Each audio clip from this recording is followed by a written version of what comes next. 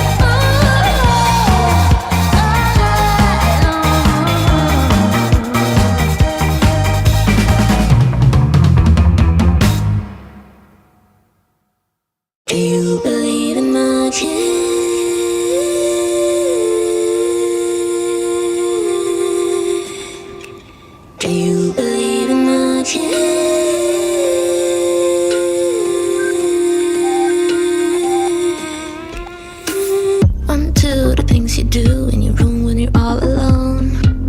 3, 4, you want mom or whatever cure that was. 5, 6, finding bliss when you're drunk or you're doing drugs. When you're drunk, when you're drunk, when you're drunk, when you're drunk, when you're drunk or you're doing drugs. 7, 8, feeling brave but you never really play this game. 9, 10, feels like heaven, you're crying cause you wanna stay. Quick fix, finding bliss when you feel the heartbeat inside. When you're drunk, when you're drunk, when you're drunk, when you're drunk, when you're drunk. Do you believe in magic?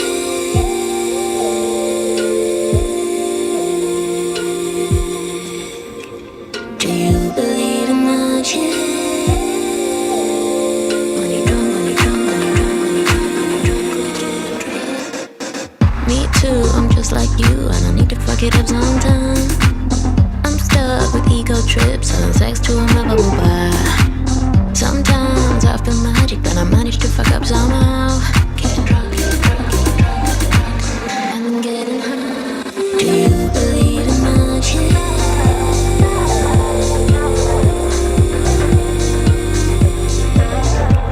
Do you believe in magic?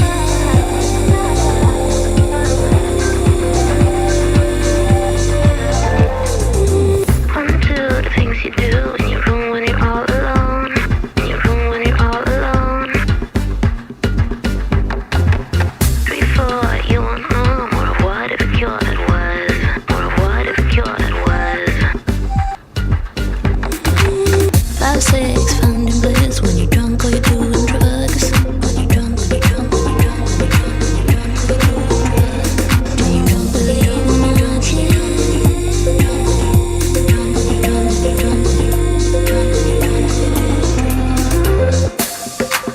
Ibland känner jag magin, men jag lyckas ändå fucka upp.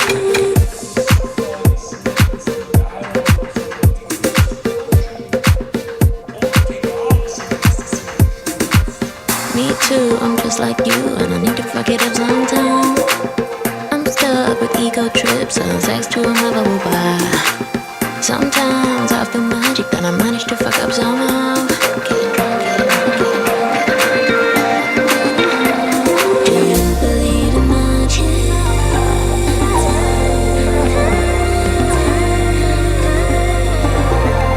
Do you believe in magic?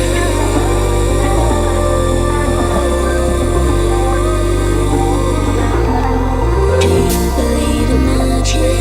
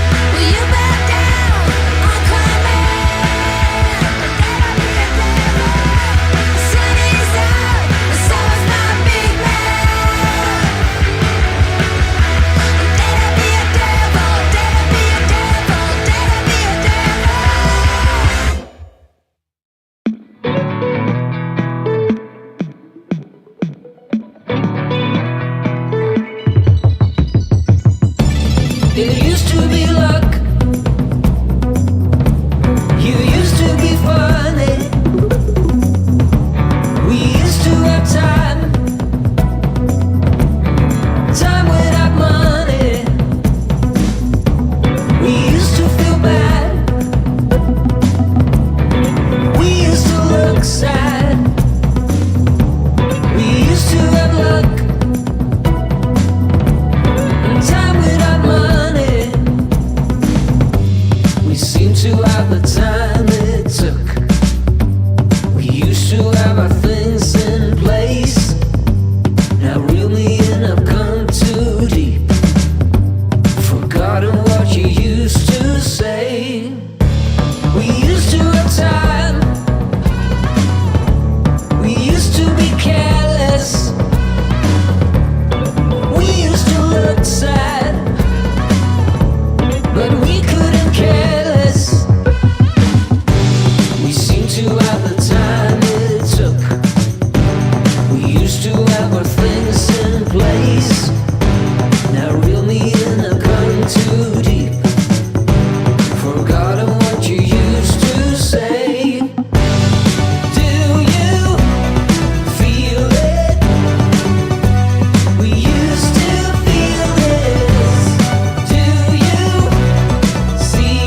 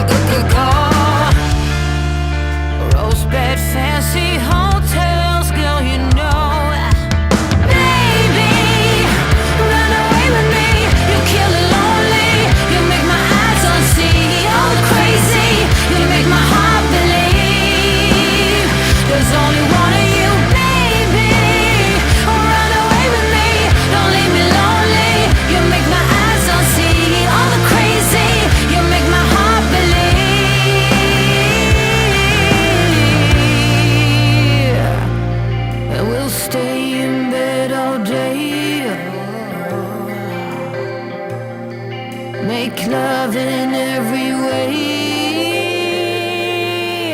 Baby, run away with me. You kill the lonely. You make my eyes not see all the crazy. You make my heart believe.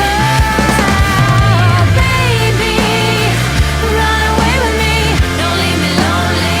You make my eyes not see all the crazy. You make my heart believe. You make my heart believe. Run away with me. You kill the lonely. You make my eyes not see all the crazy. You make my heart believe. Baby, run away with me. Don't leave me lonely. You make my eyes not see all the crazy. You make my heart believe. You make my heart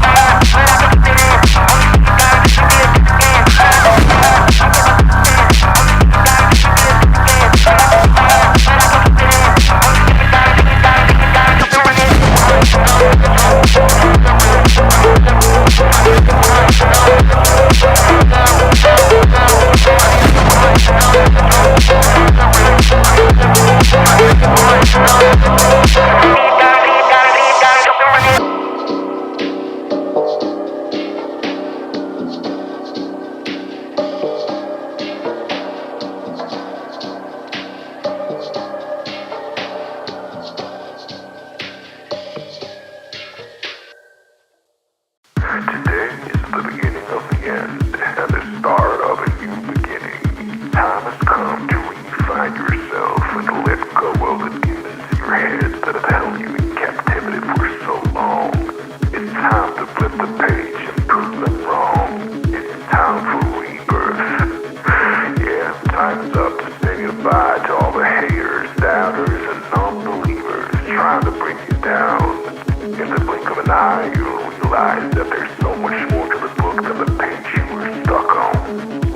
Finally, you will feel free to live a life you love living instead of the life you think other people want you to live. Remember, you're the highest authority when it comes to knowing what you want and what you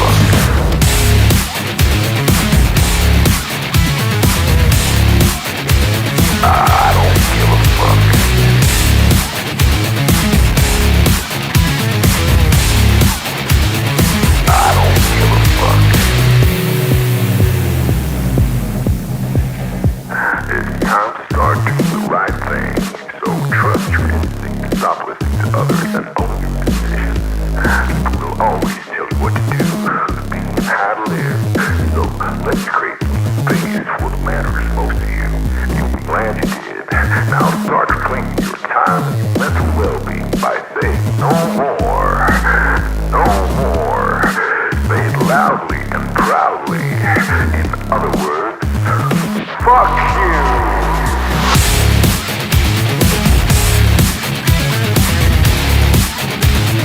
I don't give a fuck.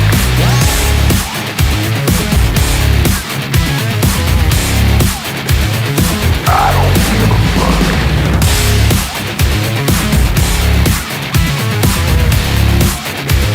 I don't give a fuck.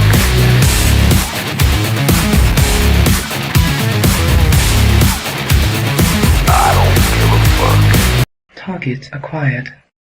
Eagle 1, first strike. You have permission to engage the target.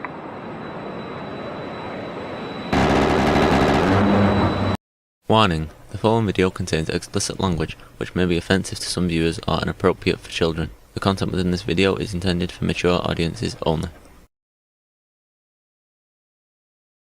Yes, even though we have been here, we'll assume he's mature. We got it.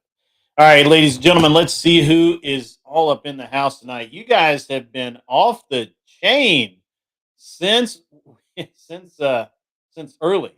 The first person in the chat was Agripus, and he came in and he was kind of talking to himself, and I'm like, yeah, man, we're good. Then Ben came in, CL. I'm not really sure why he changed his name, but he did. Damien, our parkour guy, came in and he hit the like button, I believe. By the way, I caught one of his shows the other day. It's really good. You guys should do that more often. Caucasian Sasquatch is up in the house tonight. I didn't think we saw Sasquatches this early, but that's okay. All right. All right. All right. Our car Oak Emmett is in the house. Beth Mayhew came in, clocked in early, which was awesome. Very cool. Very cool. All right. All right. All right. And you guys have been off the chain, just chatting around. Smoking Spaceman made it in. Absolutely cool to see that dude, as always. A lot of banter tonight. I got in on it myself a little bit. Mr. Mister's in the house. Yeah, I did see the CNBC reports about the two judges in New Mexico, and I believe there's the judge, his wife in Mexico, another judge somewhere else, and Wisconsin, the female judge that was hiding the illegal in her courtroom. We'll get into that in a minute. So, of our ogre checked in early, which is awesome, very cool. WMD, of course, the bot, the loyal bot in here doing his job. Don't piss him off, guys. He has no sense of humor whatsoever. And chairman of the board, Anson Knowles, clocked in on time, which was good. Very good. Very good. Apparently, he's been trolling Jim Bob a little too much, and I think maybe he's been removed from Jim Bob's chat. That's a sad state of affairs, but that's okay. Things happen every day. Midnight Newton is back in the house. Good to see you, man. It's been a while. It's been a while. I've seen you around, here and there, but good to see you back in my chat, which is good. Very good. And of course, we've got so many people in the house tonight and so much chatting. You guys are just absolutely crazy. So, yeah, that's it. Um, got a little more banter, a little good stuff going on.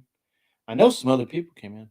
The Furby, by the way, works for a like a I don't know, like a greenhouse or something growing mushrooms. I don't know. Lord of Pies is in the house. Good to see him. Kissy Cat made it in. We've had some banter there as well, like bantering with the Kissy Cat. Always a good time there. Good sense of humor, by the way, because I can play rough, and I know that about myself. I know that. So, yeah, guys, it's been an all timer. I know I saw some other cool dudes pop in. If I miss you, I don't mean to. I'm just kind of flying through all of this stuff. Um, And because man, 13 is in the house. I see you. I see you. Kevin, are we not minions? Is in the house. That's hilarious. That play on that. That is just too fucking funny. SD Guy 64 made it in. Good to see you, sir. Good to see you. Absolutely awesome. Very cool. So many people. I should be coming to Asheville. I don't know. I thought about it, but man, I got a lot going on. I mean, and it's just I got train wreck after train wreck happen around here. Um, and I may actually have to jump off the stream tonight. We're gonna have to. We'll see. My we got some stuff going on, and my son wants to watch a school play. Doesn't end till like 9:30. So my wife thought it'd be a great idea to take our youngest son and her parents to go see the play because I was like, well, I don't, I can cancel the show. Obviously, that's not a big deal.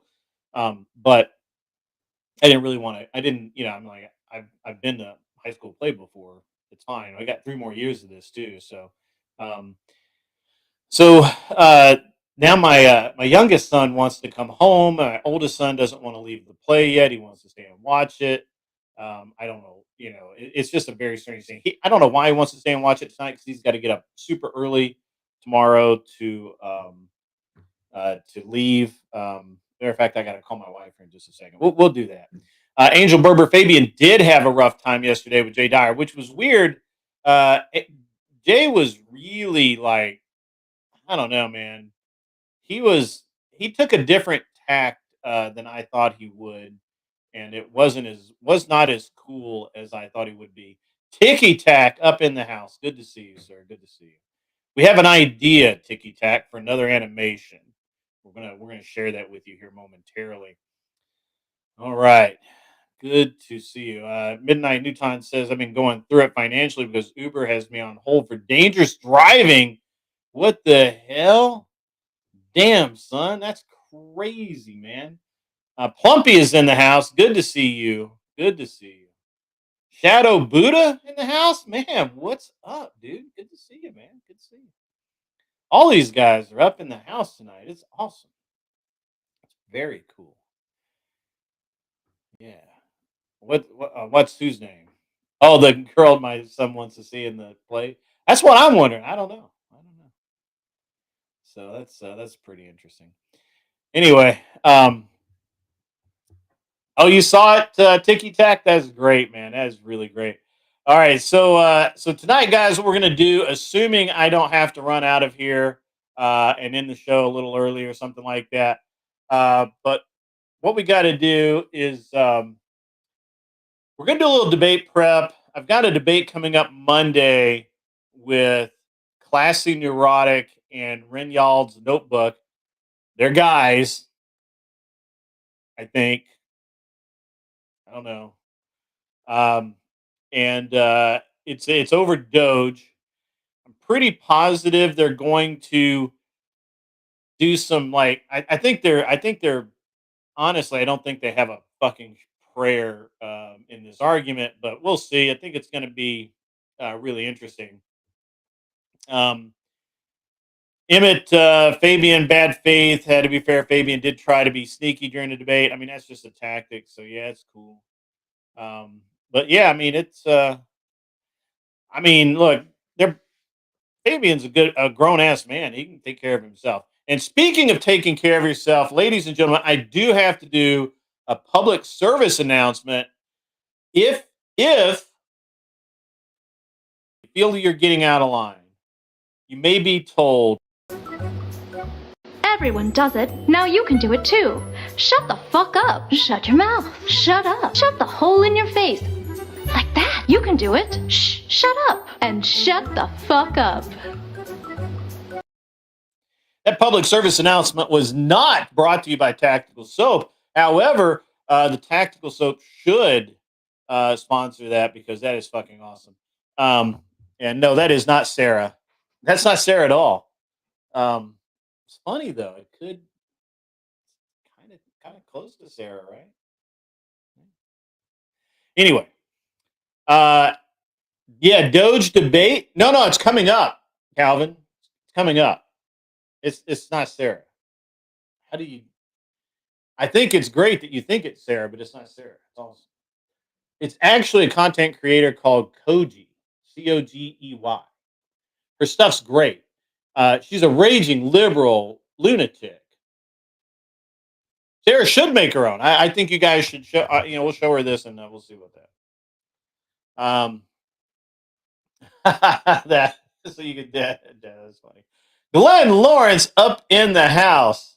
The- Glenn Lawrence.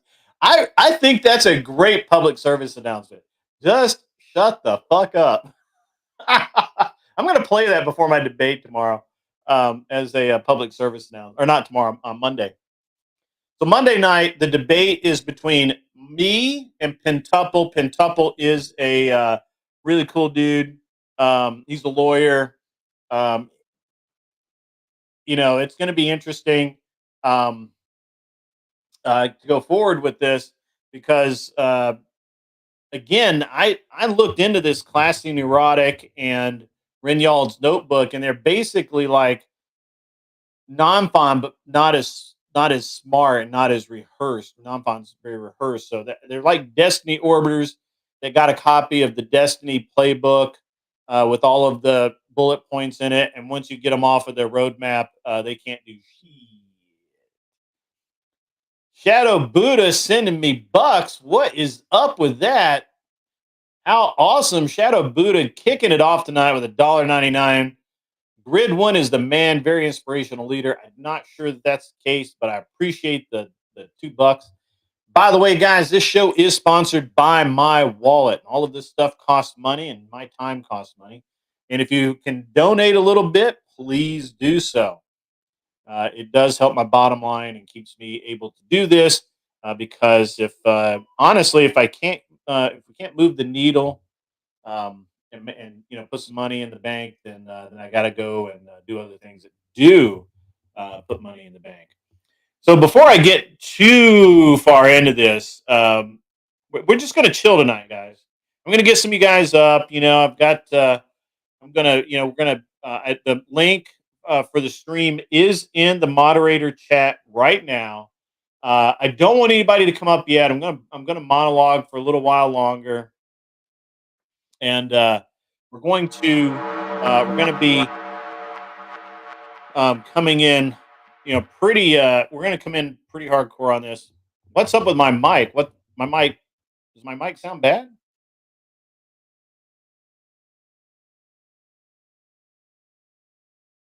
What's up with my mic?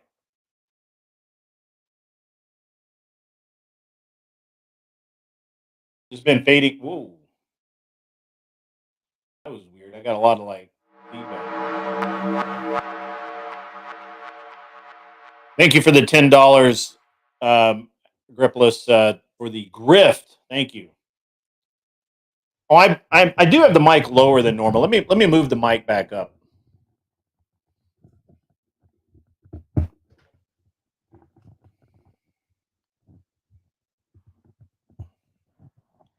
Is that better? It should be it was down low. I may have the sensitivity turn. I did turn the sensitivity down the other day. Is that better?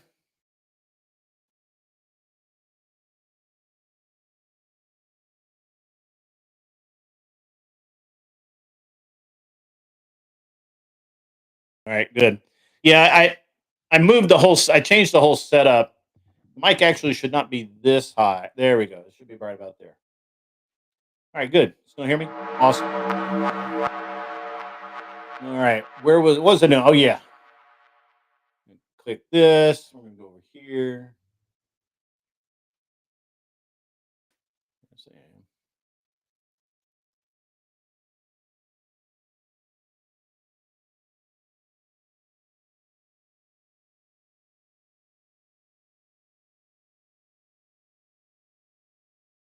Yeah, I don't have any sensitivity. That's why I don't notice when the mic sensitivity is turned down. Because I'm not sensitive at all.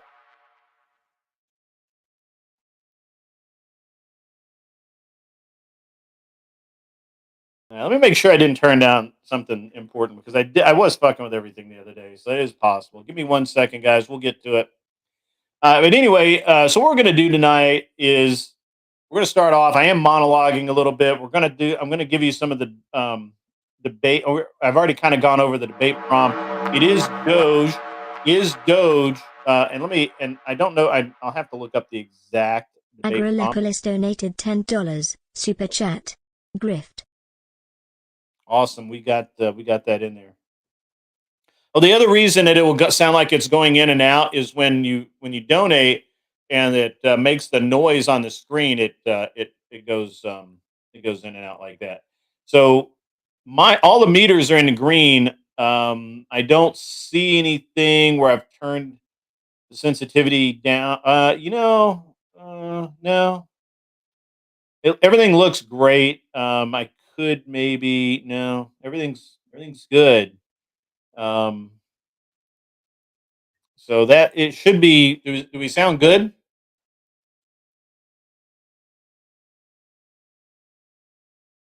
No, I don't have any auto balance. Everything looks good on my end, as far as levels, response. I'm not fading out on my meters or anything like that. Clip guard is on, but it is locked, so it can't fuck me over. Don't think I'm peaking. No, not peaking. We're not. Yeah, everything looks good there. Let me check one more thing here. What? It's always helpful to have everyone help me out on this stuff because even when I can hear it on the screen, I can't hear myself on the screen. So, what's up, Glenn? Are we ready to fix your mic sensitivity issue? All right. I don't think your mic needs some tactical soap. I don't think I have a sensitivity issue. No, your mic needs some tactical soap. Sounds like. I don't know, dude. I'm telling you, when I'm looking at my meters, when I talk, it's right where it ought to be. Are you peaking? Because you seem like you're also running a little. No, but I am checking my noise. I do have a noise gate, and I did update the software the other day, so I am checking that it didn't, like reset to default or some stupid bullshit like that, which does happen. And I am not hitting the noise gate at all. So I think Beth keeps on wanting me to talk to her daughter. She keeps on bringing her daughter up to me. I'm like, look. Well, so last week. That was so last week. Let me read this super chat really quick. I've got $9.99 from Ben. Glenn, grid isn't peaking. That was back in high school. Actually, I peaked a little later than high school. In high school, I was cool. I wasn't that cool, but after I got out of high school, I was fucking baller. I'm just going to tell you guys that right now. High school, is cool, but it's not that cool. How's the sound now, guys? I can't hear it. So, Viking, give me a quick mic check if you could. Viking, tell me what's up. Who did you just call Viking? Viking Paradigm. He's here? Where's he at? Yeah, he's in. He's here. Oh, he's in the chat? Or is he on the panel? Yeah, he's in the chat. Oh, okay. Yeah, no, I thought you were talking about on the panel. I just want to give me, he's out there. I want to use a resource, man. Viking is my resource. Stop using my resources, man. Hey, man, got resources. Sounds good on your end? All right, good. Hey, you know what? Hey, I need to settle this right here, right now, Grid. All right, not with you. We need to have a Beth and Viking showdown. All right, this has been long going now. There's been jibber jabber, shots thrown out in the chat, and we just need to rumble in the jungle. We need a Thriller in Manila. We need to have this red pill debate between Beth and Viking. And you know what? There's no time better than the present. So if only we had a format where debates could be had and I make money off of them, what would that look like? And no, this debate needs to be longer than 5 minutes. Oh, we Okay, can do because longer than 5 minutes. We can. I this have no is problem doing that. We can set that up. this would have to be like the one for the ages. Hmm. You know what I'm saying? I'm just Arthur saying. Dyer. Arthur Dyer doesn't really debate, but maybe I don't know. You guys will have to work that out. Arthur Dyer makes They these gave Al sandwiches. Bundy a run for his money in high school. I didn't play football, bro. I wasn't a loser. I didn't play football. I didn't play ball sports. So I played, Um, other sports, but I wasn't into playing with balls like, you and Al Bundy. So I don't know what to tell you. um, Anyway, I had really a lot of bad jokes. I'm just gonna leave that alone. Just moving on. Ben talks a lot of shit. I got to be honest here. So I got to be honest, Ben. You're gonna have to actually step up and do some real live debates for the amount of shit that you talk. Hold on, he got his ass kicked. What? He got his ass kicked yesterday? What? What did I miss? Where did this happen? Who's got video? What's up? Yeah, you talk a lot of shit for somebody that hadn't been up on the debates. So I'm just saying, what's up? Anyway. Oh, Lindsay? Huh. I don't know. Lindsay's Lindsay, Lindsay's very interesting. So whatever. Lindsay's cool people. She's I have cool. no She's problem. interesting. Yeah, she's interesting. So Glenn, debate Yes, tomorrow sir. or debate Monday, pardon me. I keep mixing my days up. Monday, Mod Monday on the tomato. Uh-huh. He and Pentuple, cool dude, lawyer, aggressive, gonna kick some ass. Uh-huh. Versus, are you ready for this? I hope you used extra tactical soap because the soy oozes out of this. Okay. Classy Neurotic and Renyald's Notebook. Yeah, I don't know who these faggots are. So like you're telling me like Who- really like Dude, like that we're debating. so these are leftists? Are these like Oh, they're soy leftists. boys? Yeah, they're like non-fun. Except non-fun was smart enough to not use a completely gay ass screen name. $4.99 comes in from Ben. Isn't our car that pudgy, hearted Harry Potter that immediately lost to Beth? I don't think he's pudgy. He's got that Latin face though. That he's definitely got that going on. I don't think he's pudgy though. Is he Hey pudgy? Grid, are you Would you where's say your mic? pudgy? Where's your mic at? Because Mike's right. you're still going in and out. Really? Yeah. Hmm. And I have my earbuds in, and I should hear you crispy, but you're like it sounds like you're moving Nobody away else from is the mic. Well, because Nobody nobody else else is has the balls to say it. Hang on, let me, All right. Test. Does that sound good? Sounds better. Sounds better? All right, cool. I did have to fuck around with a lot, so whatever. I mean, I'm always having to mess with this stuff because See, look at smoking spaceman's been trying to tell you this for days. And you say nobody tells you this shit? Smoking spaceman's like, I'm glad I've been trying to tell Grid this for days. yeah, whatever. Whatever. Okay. The Lindsay simps here know who they are. Too many for Angel Berber's liking.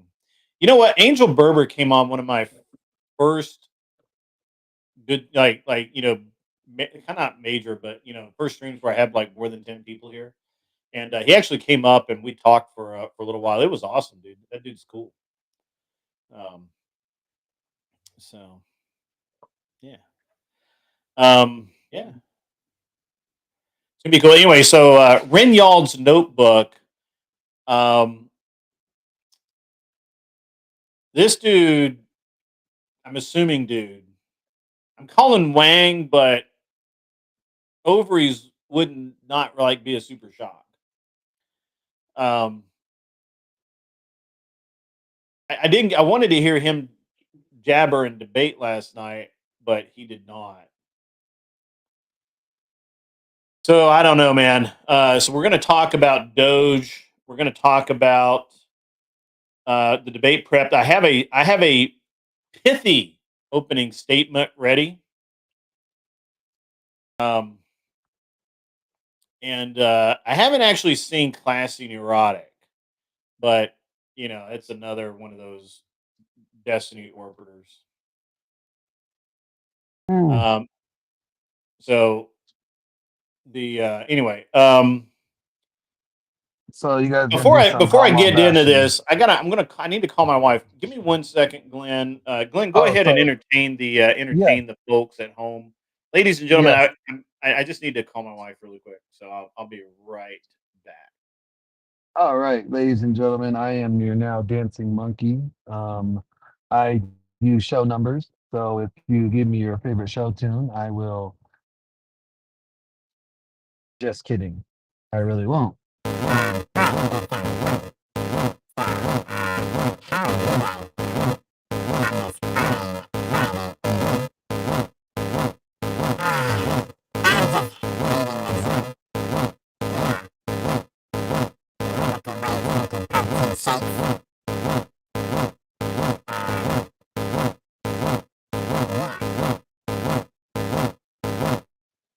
What the hell is that? What is what? You went all robo, Glenn. Well, my bad. The Viking paradigm's like the demons are winning again. All right, yeah, all right, guys. I'm back. I'm bad. I'm cool. He's mad. So let's. The emergency broadcast system is broke. Holy shit, Glenn! What were you doing? I don't know. I was You're punching buttons. Glenn is completely now in the crystal. Damn, Glenn. The hell, man. um are there like hot chicks in the crystal? Because I'll dive head first, you know. I Me and mean, the temptation. there's some weird chicks in there. Anyway, Weird, hot, all all the same you'll thing. take what you get. All right, cool.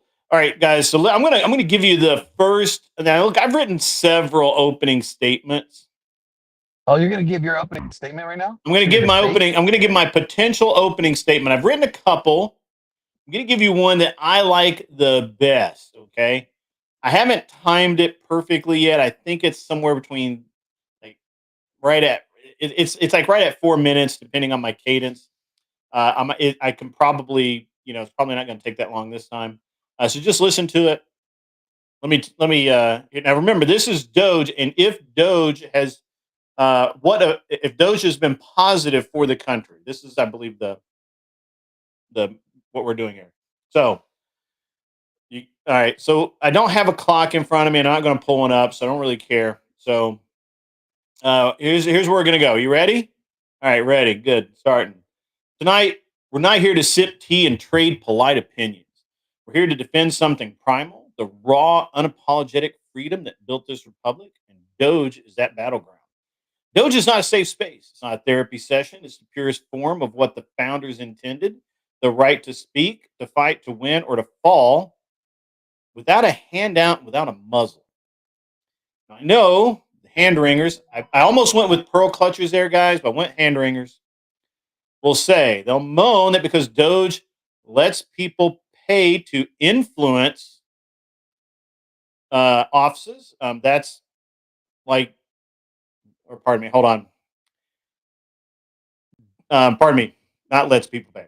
Doge lets rich people like Elon Musk influence these decisions on efficiency, that it commodities speech, it commodities our freedom. But that's not true. There's no standard anywhere that says Elon Musk has to be an elected official to be hired to do a job. By the way, he's on a 130-day contract. We're going to get into that later, I promise. In the real world, your voice earns its audience. Your ideas survive because they are sharpened by fire, not because they are coddled by pity. What we have is a system of government and offices that do not perform and do not benefit the public that they are intended to serve and whose tax dollars paid their salaries. My opponents are going to whimper about equity, crying that not every voice gets equal funding. Cry harder. In America, you don't get a trophy for showing up. You earn your influence. You earn your ideas being heard. You earn the people that will back you. Pardon me, I lost my place. It's the meritocracy. Do it right or you fall. Cheat the system and you lose. My opponents are going to shriek that Doge glorifies conflict, that Elon is going in, Elon and his crew are going in and firing people who are just trying to do their jobs. Damn right it does. Conflict sharpens steel. Conflict forged the American Revolution with the same thing. Our government, the founders of the government wanted a small, efficient, manageable government. We don't have that anymore. Conflict built the Bill of Rights. Conflict is the source of freedom. Without it, it's only slow surrender into obscurity. Pardon me, can't read. Now, for those that clutch your pearls at the cyber aesthetic guy, Elon Musk, aesthetic's the wrong word there, sorry, who claim that it's too harsh, it's too gritty, it's too real, that he's going in with government employees who are just trying to do their jobs, I say this: the world is harsh. Liberty is gritty. If you can't stomach someone getting fired because they're bad at their job, you suck, and you should probably be fired too. If you're trying to say that freedom is what's under fire, then you obviously have no freedom. Doge doesn't sanitize the truth, it drags it out into the spotlight, bloodied, roaring, and daring you to stand your ground and prove your worth. There are no safe spaces, no training wheels, no rigged outcomes, just Elon and his team doing the job they were hired to do. And it's not a dystopia, it's the cure. That's Doge, and that's why we need it for freedom. You don't like my opening statement, Ticky Tack? Fuck you.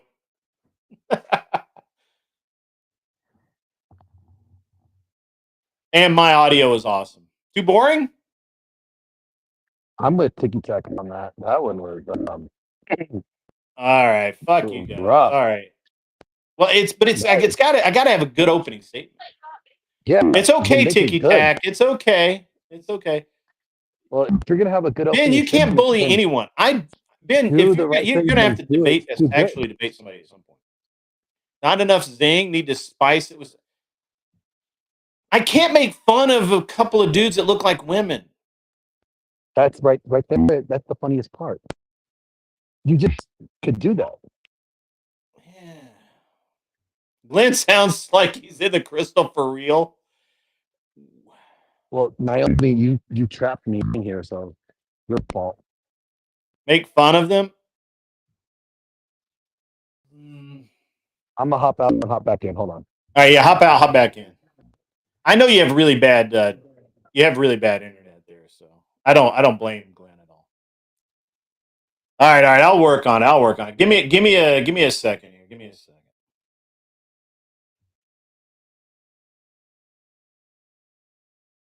All right, somebody give me some ideas. You can't just criticize and not give me any ideas. When I turn my head, I'm talking away from the mic. So that's probably, I have a very directional mic. Yo, can you hear me better now? Make the whole opening a massive ad hom. Fuck no. Why would I do that? Jesus. You guys want me to fail. That's what it is. Make it less boring. You're boring, Dan. What, I mean, come on. I was boring.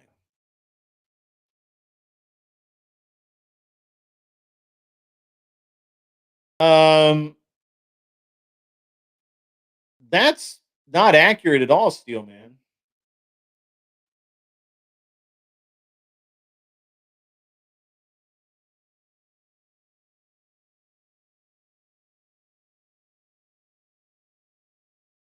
Glenn, you good? I'm good. Am I good? Can you hear me better? I say something. Say something. Say something like Brit is his monologue was crap. My monologue was crap. All right, cool. Like you should like anticipate what they're Steel going to Man, say. you're gonna have to give me a better argument than that. Where's the all right? Don't I'll work on ask the Stillman. Don't ask Stillman. He'll tell you, to get high with them or something like that.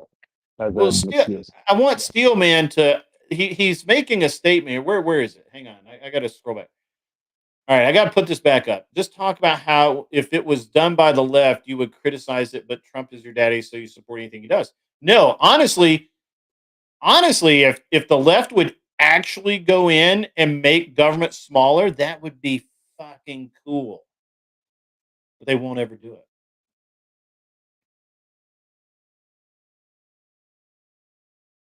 Yeah, I wouldn't. What's up, Crystal String? Advice.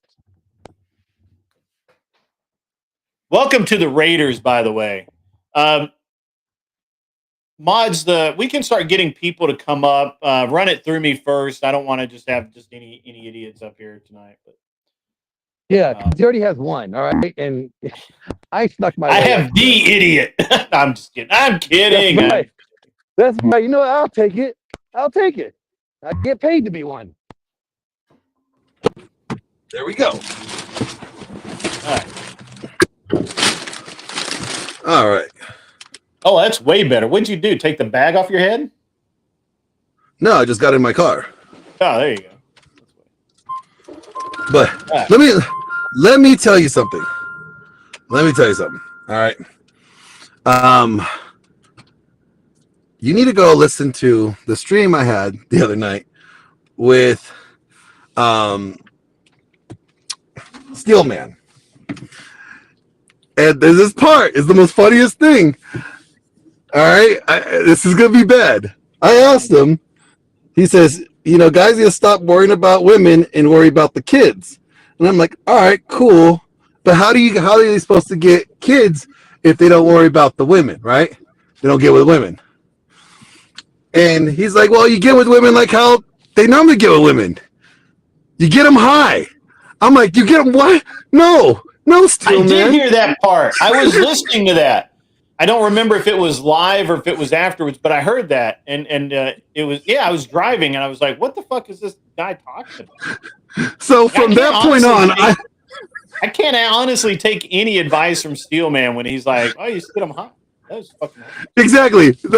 So from that point on, I think he kind of forfeited his ability. You got to work back from that one. You got to work your way back. Exactly. Tinky Tack, if you want to come up and let's talk debate tactics. Anybody, if anybody else wants to come up, just say, "Hey, I want to come up." And Emmett wants a link. Yeah, Emmett's cool. He can come up for a little while. So why don't you hit them on what they're going to complain about Doge and why it's Well, I'm gonna do it. Look, I've got it outlined, right? I've got it outlined at Doge. Their arguments about Doge, and I did hit them on that. Didn't you hear me? They're going to complain that he's not an elected official, that he's firing people for no reason, and nobody. But I don't care because that's the way it works. So You'd be like, well, you make it personal. They're worried about their job security. These guys would probably survive off these like cushy, no accountability jobs, and they don't like the idea of Elon Musk representing the figure that could come in and just remove them from their sappy job, their cushy job, for doing nothing. Right. Like, yeah. No, I get it. What we ought to do that they don't operate on performance. They operate on. Go ahead. Oh, Glenn drop. While I'm waiting on Ticky Tack, if Ben and Emmett want to have a quick debate, let's make it happen, Captain. Let's have it. We'll do it right now. Let's go. I'll moderate. I got you, bro. What's up, Emmett? What's up? Great help. What's up? Not much. Just Ben's breaking out in chat. I mean, Steelman can come up too. I'll argue with him.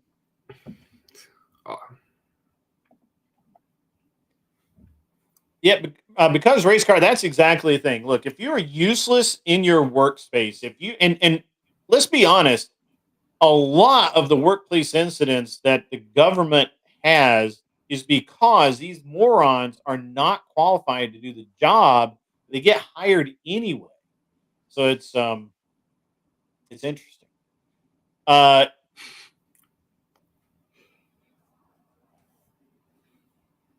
anti-Doge groups are more concerned about the process and the findings. That's true. I agree with you. That's very true. Somebody get Ben a link.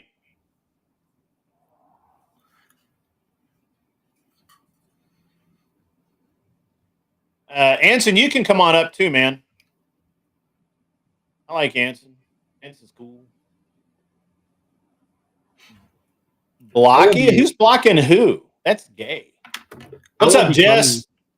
We got a blonde in the house. Just to let you know. As soon as I say blonde, Glenn pops back up. First of all, I'm not a blonde. Literally, I say blonde, and Glenn's just like, yep, I'm here. What's up? No, I thought you said you had blondes come. Never mind. Yeah, there's a blonde in the chat. Cool. How you living, Jess? You doing okay? I hadn't seen you in a while, Jess. You're just not always around anymore. So it is interesting how quickly Glenn came back when the blonde was in. Ben, they're linking you, bro. I'm a brunette guy. I'm a brunette kind of guy, by the way. Well, you like those like Mexicans and you like the dangerous darkies. Yeah, I like. You like the ones that are gonna knife my life. Exactly. Emmett knows what we're saying. Emmett's there. He's down. He knows what's up. Yep. Like, if you ain't got to worry about getting your throat slashed in the middle of the night, like, does she even love you? Does she even love you? That's funny. That's how Glenn's living. That's how Glenn's. Are you in the mod chat? We in the waiting room. Where's the waiting? There you go. All right, I got you. Boom. You're linked. Oh wait, is he already here? That's Ticky Tack. What's up, Ticky Tack? Hey, how's it going? It's good, man. It's good. Is Steelman coming up? Chris, you can come up. Long time no talk, Ticky Tack. Yeah, I know. It's been forever. It's been like 20 minutes. 13 minutes. Like 13. I'm just in dog time. That's like 4 years. I know. It's been forever.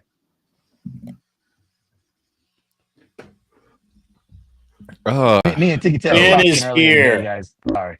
What's up, guys? Yeah, we got some epic shit going on. Grid, why does it take so fucking long to get a link? God damn. I don't know. Maybe you should be nicer to the mods. Ben, how about you get your own damn link? Shut up. Also, just so the chat knows, I haven't blocked anybody. Okay, like maybe you're so unimportant that YouTube hides your comments. I don't know, but I don't block anybody. So whoever's saying I'm blocked them, I didn't.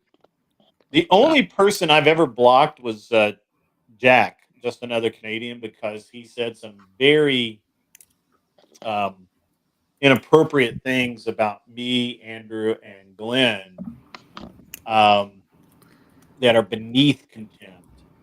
And since I can't actually kick his ass because he's Canadian, and I'm not in Canadian land.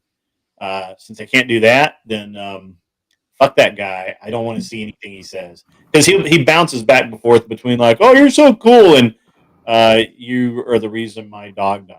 Like, fuck that guy. Grid. Wow. For your opening statement, I think the content of it was fine. I think the delivery just needs to be more spurgy. I think you need to be more like. I can't be spurgy, bro. I'm stoic. Okay. Okay. Well, you need to channel your inner Gibbs. Like the way he delivers, I think is like pretty entertaining. Just channel it somehow. That's what you need. Yeah. All right. Well, I need to refine it. And we've got some good feedback so far. So you want to debate Emmett real quick, or you guys gonna? Yeah, I would love to come. Okay, yeah. Okay, so, Emmett, here's my first question. What the fuck are you talking about? Lindsay owned me. Please explain what exactly happened in your. You mind. absolutely said. You said so little in your head exchange that they literally started talking about tariffs. Okay, The one that actually won the debate was Beth in chat. Let's start with this. What do you think we were talking about? Let's start with that. What you were talking about? Yes. Lindsay was pretty much. Go ahead. Come on. No, I'm waiting for you to finish. Let me know when you're done.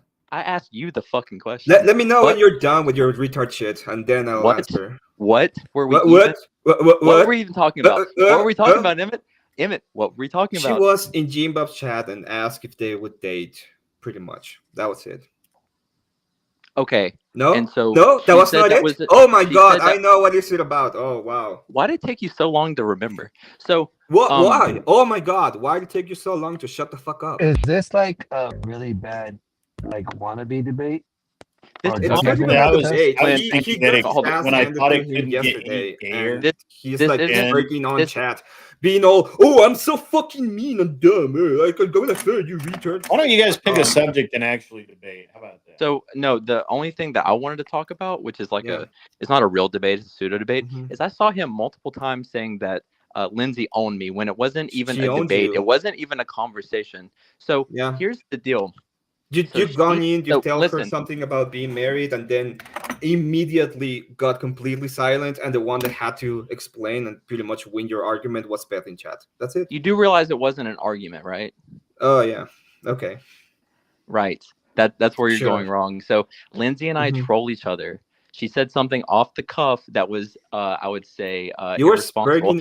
I didn't like the fact that she said it, but it wasn't that big of a deal. But I used you it were as fuel because in she and chat, I. Will you shut the like fuck up right now, and you were faggot. literally trying to go on and be like, "I'm gonna go and debate you and destroy you," and then when you come up, you say absolutely fucking nothing. That was it, and then. Beth you don't even let me speak, you dumb explaining. Fuck. You don't even let me speak, you dumb cunt. Shut the fuck up. Sure, that's right. Yeah, anytime I try to actually that's right. you, That's right. That's right. You bitch. fucking tough guy. Sure. You look like a why don't you go ahead and shut the fuck up, you okay, bitch. All right. Look, you guys aren't like. Dude, I'm trying to. I'm here. Why don't you go ahead and be hold on. Retarded. Calm down. Everybody just take a breath. Take a breath. It's okay. So let me kind of give you guys something to debate about. Ben is a troll. Let me actually no. Let me put this to you. Let me put it to you this way, Emmett. Ben is a troll. He says stupid ass shit in the chat all the time. Half of it he doesn't even fucking remember saying. True. Because he just talks shit. True. I understand that a lot of people don't get that about me. I learned that about Ben pretty quickly. because there's no fucking way he can be this tarded without doing it on purpose. Correct. At least I assume that he's functional. He's got a job. He makes money. He's gainfully employed somewhere. He could be on government assistance for all I know, and he could have me fooled. But to be honest, he's just like I said, I think Emmett, you take Ben way too. I think everybody takes Ben way too seriously. Well, correct. He's a fucking. He went troll. on today and was like, I just said that he lost the debate to Lindsay, and he got all spurgy about it. And he's like, "Oh, you won't come up. You won't come up to debate me. I want to see you." It's like, fuck off, dude. Yeah. So let me just. I am here. I It would be cool for you guys to work out a debate. This is unproductive. I got other shit to do, and we're dropping viewers like OF girls drop panties. So let me just. Can I just say one thread and then I'll be done? Yeah, go right ahead. The whole reason I wanted to come up was to explain to this fucking autistic person that it wasn't a serious argument. Person. Yeah, it sure. Wasn't yeah, let me hear your argument. Let me go ahead and hear the argument. He doesn't have an argument. Go ahead and he's a troll. Calm down. It's okay. Yeah, well, if he's gonna go ahead and call me retarded, I could just go ahead and interrupt him and not cry harder. Cry harder. Cry harder. Cry harder, Ben. Yeah. Okay. All right. So since you got your ass kicked. So again, like what does that even mean? We didn't even have a conversation. You go on. She came here. You literally were the meekest guy in the fucking room. Said absolutely fucking nothing, and Beth had to explain the argument in chat and win it. There you go again. It's not an argument. That's it. That's what happened. You meek fucking Holy retard. fuck, That's what you're happened. stupid. Exactly. That's exactly what happened. So you can try to pretend there's another reality and you're a fucking troll or whatever. But you're gonna be tough boy. You're so fucking stupid. Holy shit. I mean, how about you fight me? Fight me. Fight me. Fight me. Oh, Please you fight did me. the Jim Bob thing? Yeah, I gotta do the Jim this Bob one I thing. was willing. I was willing to give Ben credit for not being completely gay, and now he's pulling the Jim Bob thing. After Dude, all I gotta this do shit something. that he He's talks so. about, Dude, all I this thought shit I was that he talks spurgy. about Jim Bob, and he pulls out the fight me thing like he did with. I thought I was. Can I chime spurgy. in here? Great, let me chime in here. Let me go. say this. Ben, yes, he's a troll. But Emmett needs to take, ESL because the accent is really hard when he's angry. To understand, it's like Ricky Ricardo trying to yell Lucy, me no hable sometimes. So I need both of you guys to take a breath, relax, and realize you guys are fighting over a conversation with a chick that neither one of you are banging. Yeah. Well, If I could just moving get on. one sentence out, I would love it. If I could just get one complete sentence out without him interrupting me, then I can explain this whole thing very simply. Here's the sentence. It wasn't a serious argument, you stupid fuck. There you go. You're Okay. taking it way too seriously. All right. Right. Okay. Emmett, how we feeling? You good? Yeah, it was fucking good. He's still crying, I think. All right. Well, you guys can cry. Look, you guys can cry. I don't mind you guys crying. It's very funny. I thought you guys were actually going to debate, but then I realized that I don't think Ben actually debates. I think he talks shit, which is totally cool, Ben. It's totally cool. The world needs a higher quality shit talker. So please level everybody up. All right, can you do that for me? To be fair, you and I had a chat and troll. You and I had a bit of a debate. We had a bit of a debate. I had a back and forth with Jim Bob. Like I can, have a back and forth. I can debate. I just choose not to. That's the thing. Okay. All right. Bye. Anyway. See ya. See ya. Okay. Ticky tack. Where were we? Doge. Doge. Yes. Thank you, Doge. All right. So my strategy in all of these type of debates with leftists is to try and neuter the arguments they're going to make before they can make them. Because I always know what they're going to say. They're literally just going to push talking points from mainstream media, which whatever that is now. Back in, whatever the popular trend on X is, that's what they're going to be telling me. Elon's not qualified. He's not elected. Oh, they're now Trump's mad at him. They're going to fire him. Well, he had a 130-day contract, right? So how far are we in this thing? Right, we're right about the 100-day mark. So he's got 30 days left. Now they could extend the contract, but I don't think they're going to. I think he's done. He is shine. He's shown the light. He's set processes in place. He's assembled teams, and I don't think they need Elon anymore. They needed Elon to start it, right? But I don't think they need him to go forward. So They said that that's he's Go gonna ahead. like, fire everybody. They're gonna keep on saying that he's like firing people, and he doesn't have the capacity to do so. Mm-hmm. Wait, but see, the thing is they can't prove that. The minute that would be a very dumb move on their part, because what they would do if they say something like, "Well, Elon fired 150 people from this country," I'd be like, "Really? Okay, let's take a look at that." When we look at it, what we're going to find is Elon simply recommended to up the ladder, and I don't even think it was Trump directly that fired those people. They he sent it up the ladder. That went to the people who do the hiring and firing or whatever, and they said, "Yeah, you're fired. You're out of here." And then they hired some people back because the only way to clear out a department is most of us who've worked in corporate America, you can't fire one person usually. You got to in the whole department and then hire the people back that you want. My wife actually went through that back in 2005 or 6, 2006, I think. My wife went through that because her company was they were getting ready to sell the company, and they didn't need a corporate strategy department anymore. So they got rid of that. They literally laid everybody in corporate strategy off, and they rehired her that day they put her in what they call the pricing department, which wasn't. I mean, sounds different than what it is. And then they, but the other people from corporate strategy, they were on their own. So, yeah. Well, Right. Yeah. there's There's a lot of things that they're crying about, but it's really false equivalency in every case. So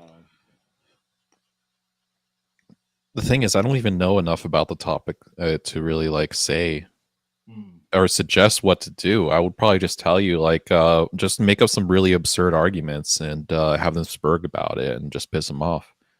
Well, see, now that's actually a good point. I do need some really horrific, horrific rhetoric to throw at them. And one of the things actually is going to be that clip that I have of this stupid girl, communist lady, talking about that you can't reduce the budget to the VA because then they can't have orgies.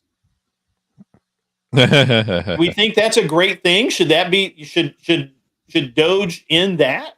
Well, I think that's a great thing. No, they shouldn't end it. Veterans. Look, veterans risk their life for this country. Exactly. Let them have their orgies. Let them have their horror orgies. Yeah, give the veterans their due right of orgying. My mic is speaking. It doesn't say it's speaking. I will say there's probably something messed up with your microphone grid. There is something I've noticed for the past few days, but I don't care to nitpick at it right now. We can still hear you.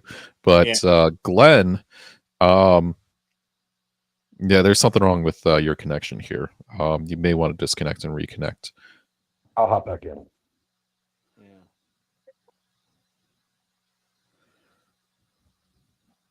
Is it still peaking? So what it sounds like to me is that do you have a compressor in line on your mic? No. So I'm running the mic is running on an XLR, and I did unplug and replug it in the other day, and sometimes that makes it wonky. So does the XLR have a built-in compressor? No. Okay. No, it's built into the dock. It's built into the Stream Deck dock that is the XLR interface. So. it just sounds like it's not balancing the audio correctly. Like, whenever it's almost like it's turning your volume down, thinking that you're speaking too loudly, like somewhere in that system. And that's why I asked about the compressor, because the compressor usually does that. Yeah, I don't have compression. I am moving back and forth away from my mic. So the mic is here, right? And I move over here and I move over there. Now, to me, the levels look pretty consistent, but it could be that they're dropping out. I mean, I'm looking at the noise meters right here. It's probably a software thing. So I'm just wondering if you would turn off the audio compressor on the software, if it would just resolve everything. I don't have any compression on it. Oh, and not okay. So let me make sure. I will check right now.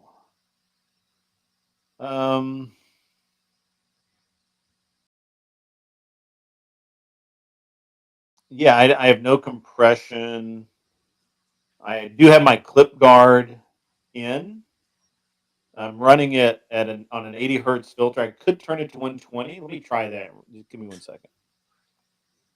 Did this make any difference? Keep talking a little bit. Test, test, test. Does this make any difference at all? This seems lower. It seems a little more balanced, but not that much of a difference. It's really so that's 80. That's 120 hertz. I'm now at 180.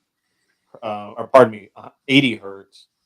My mix looks good. Output volume is fine. Balance between the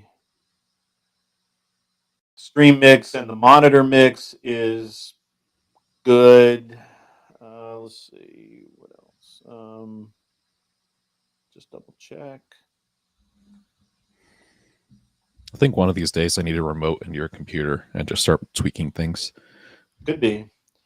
I'm in the middle on all my levels as far as when I look at my input to the microphone. I'm not peaking. I'm not at the top end of it at all. I do have my outputs pretty much maxed out, but it's always been that way. It shouldn't be any issue. So I don't know. It's weird. But I only started really having mic issues after the other day when I moved everything. So I'll think on it a little bit. Yeah, that's fine. All right. So anyway, what I've been looking at doing with Doge, I do think that some really hyperbolic takes, like I did yesterday in the debate against the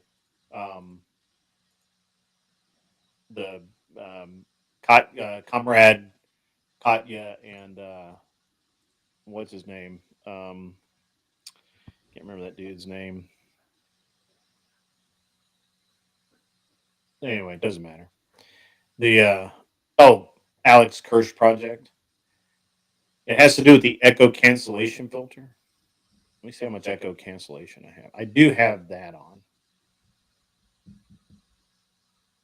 Let's see.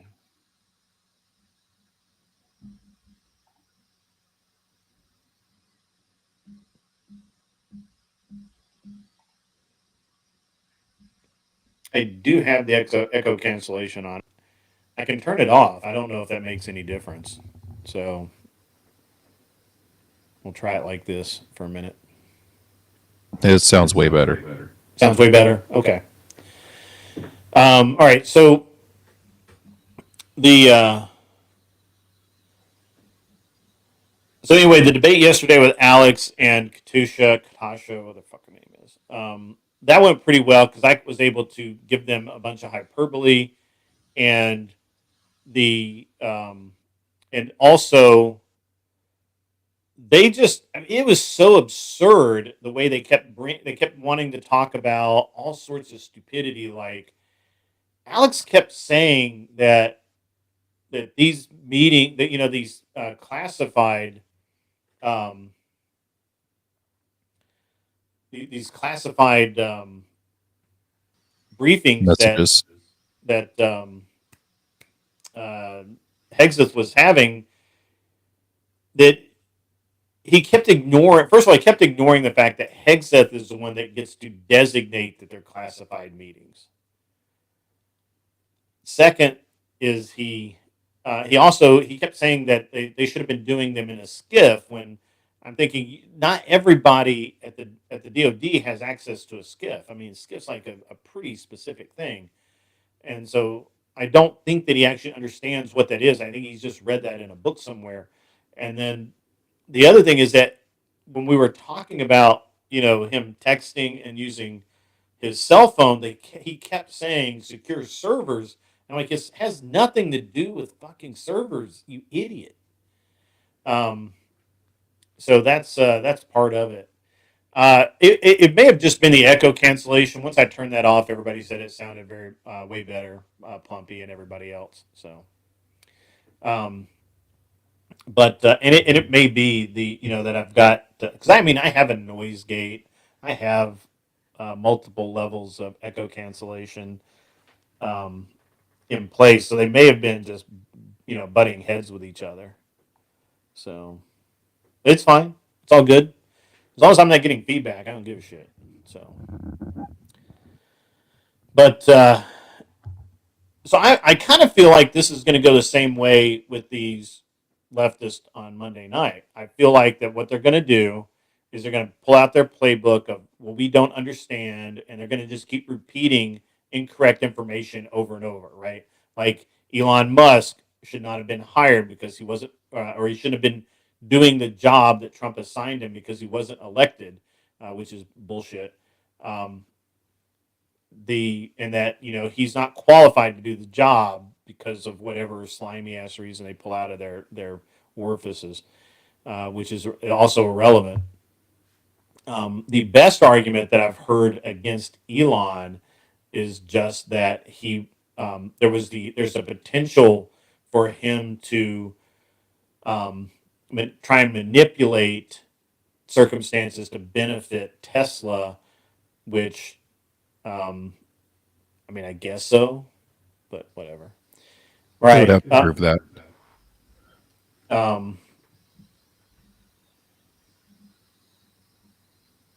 The semantics server P2P messaging, the signal gate shit ends when you ask who determines said. Yeah, right. Well, it didn't end. That was actually I told him that like 5 times. Every time they'd be like, well, it has to be, it's classified, and you have to be, these people have to be vetted. And I'm like, well, who does the vetting? Well, the DoD. Okay, who heads that up? Secretary of Defense, maybe. That who does that? Who has the final word as to what is and is not classified or allowed? And so now they're all freaked out. So yeah, while we were doing the debate, they came out with this. What's that thing? That he had an unregulated or whatever. Unencrypted. It's not. I think it's encrypted, but it wasn't. It's not tied into the Pentagon systems. It literally runs from his office out. And it so it's not part of the Pentagon systems, right? It's not part of their secure network. Outside of the PMC.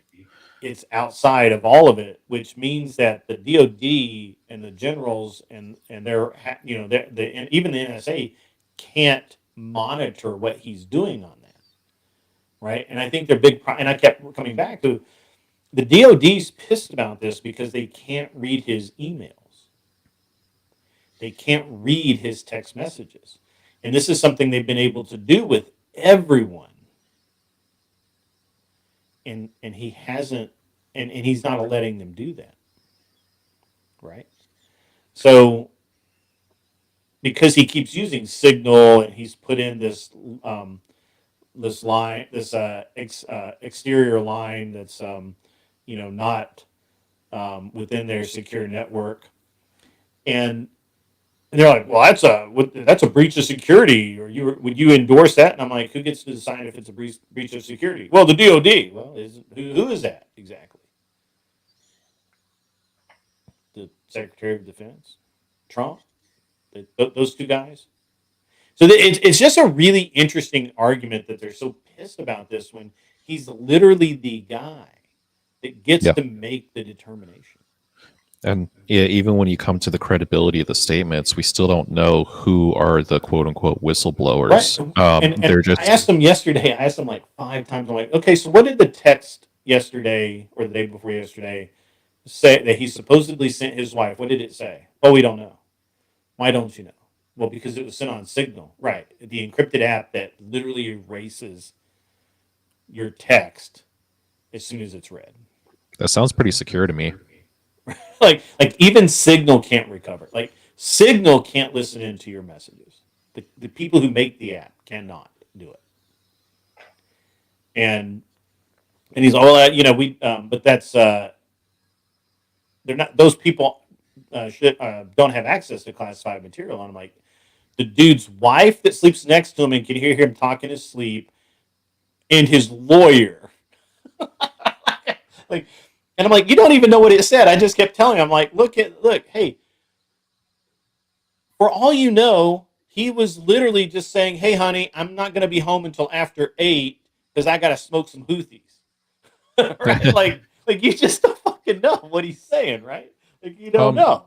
But even then, do we even have verification of who was on that group chat list? Now, the group chat list was that was an interesting discussion because,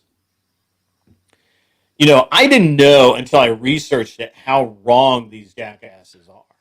So Hegseth had nothing to do with the group chat except he showed up when they told him to show up, right? This was all organized by a staffer. And it's basically, it was intended to be like their weekly meeting.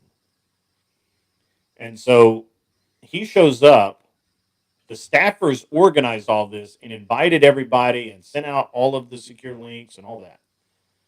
Well, the staffer made a mistake and supposedly sent a link to this reporter who had been in a meeting at some other point, and supposedly that the staffer just didn't recognize that reporter's, it was a name that was familiar, but he just thought he belonged there or whatever. And so that when Hegseth joined the meeting and started to go over the classified material, he had no idea who's in that meeting.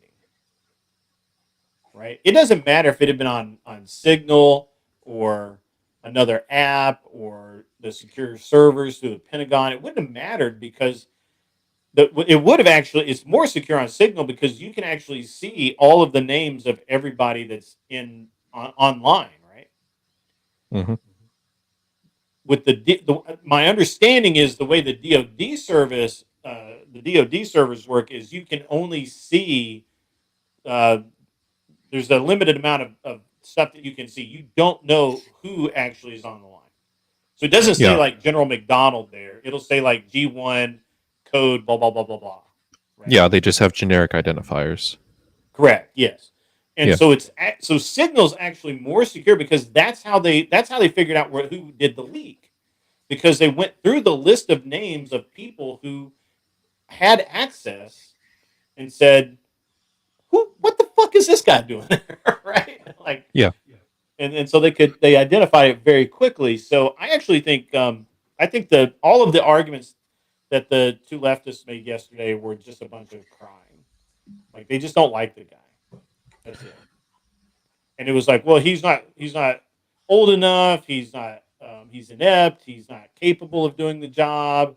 He's never held a flag rank before. He's never been in a supervisory position like this before. Blah, blah, blah, blah, blah. Right. Yeah. I don't know that it was classified. We only have the DoD telling us it was classified info. We don't actually know that it's classified info. This is the other problem. Smoking Spaceman kind of hits this right, and I kept hitting them with that, but they just glossed over it. So with this with the debate over Doge, it's basically whether Doge. Let me get the exact prompt because I don't want to like cause like misunderstanding issues. But now this will be on Sarah's channel. I will of course be restreaming it here. We'll do all of that cool stuff over here, and it will be awesome. Tiki Tack, did you catch the debate that I did on Modern Day Debate the other day on Saturday? Towards the end, yes. Okay. What did you think of the debate there? I think it was pretty funny that what's his name, Mark? Mm-hmm. Yeah, it's he was caught off guard a lot of times because he were just biting the bullets on his normal like rhetoric against Christians, and he just didn't know how to react to it. I think the best was when I told him, I'm like, I'd be a pirate slitting throats, and then after that, I'm like, I'm a violent human. Like like without Christianity, I'm a horrible person. And he was just like, like, I don't even pretend to be a nice person without if it wasn't for the fact that I'm a Christian and married, I would be a massive, like, I'd be a problem. I might even be in prison. Maybe in the back of his head, he's also thinking, well, maybe Christianity should be around for these types of people. Right, yeah. So the exact debate prompt is, has Doge fulfilled its promise? I think it has. Of course it has. Finally. I mean, Obama put it in place back in 2008, I think. Was it 2008? I don't know. It was back in the. It's been a few years, and Obama started it, and it never did anything. So now we finally got it happening. So, yeah. Yeah, I don't know that Mark guy. I think he didn't I think he and did you probably missed where you're echoing through my mic. Or I'm echoing through your speakers, so I could hear me and your speakers in your background whenever I'm talking. Huh? You shouldn't be able to do that. It's because of the echo cancellation that was turned off. So we're having like a side effect here. Basically, the echo cancellation is making your mic suck, but when you turn it off, now we could hear people through your speakers. All right, how about that? That work better? Let's see. Can I hear myself? Nope, I can't hear anything. So, but I do still hear you for right now. Yeah, you should be able to hear me just fine. So I think there's a couple of different things at play there. So we'll just see how this moves forward. He should never be able to. I mean, the way my speakers are, I should never really. I mean, I should never really get the echo. So that's weird. But yeah. So I don't know if you caught kind of early in the beginning as he started out by making the claim that humans are good and that we should that basically it was kind of a version of the NAP, right? The non-aggression principle. Yeah. Except they weren't really doing that. So he basically was making this weird ass argument along that lines, and then he made the ought claim, which he has to at some point. He has to make the ought claim, right?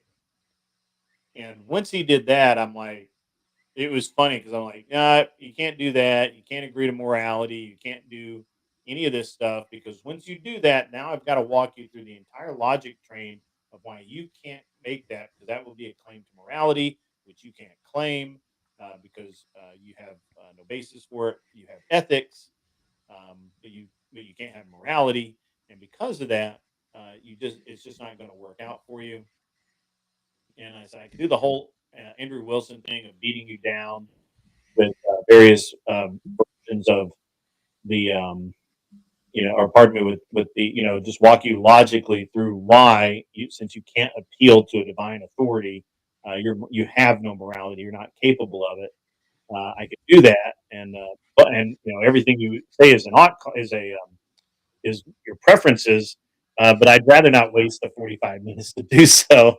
And I think that caught him really off guard too. I think he was really looking for me to like lean on that, and I didn't. That's what I find. So I have kind of a hunch that some of these atheists that are arguing these positions that like morality is just inherent. It exists within us, and we're all like good people. I think a lot of them probably suffer with autism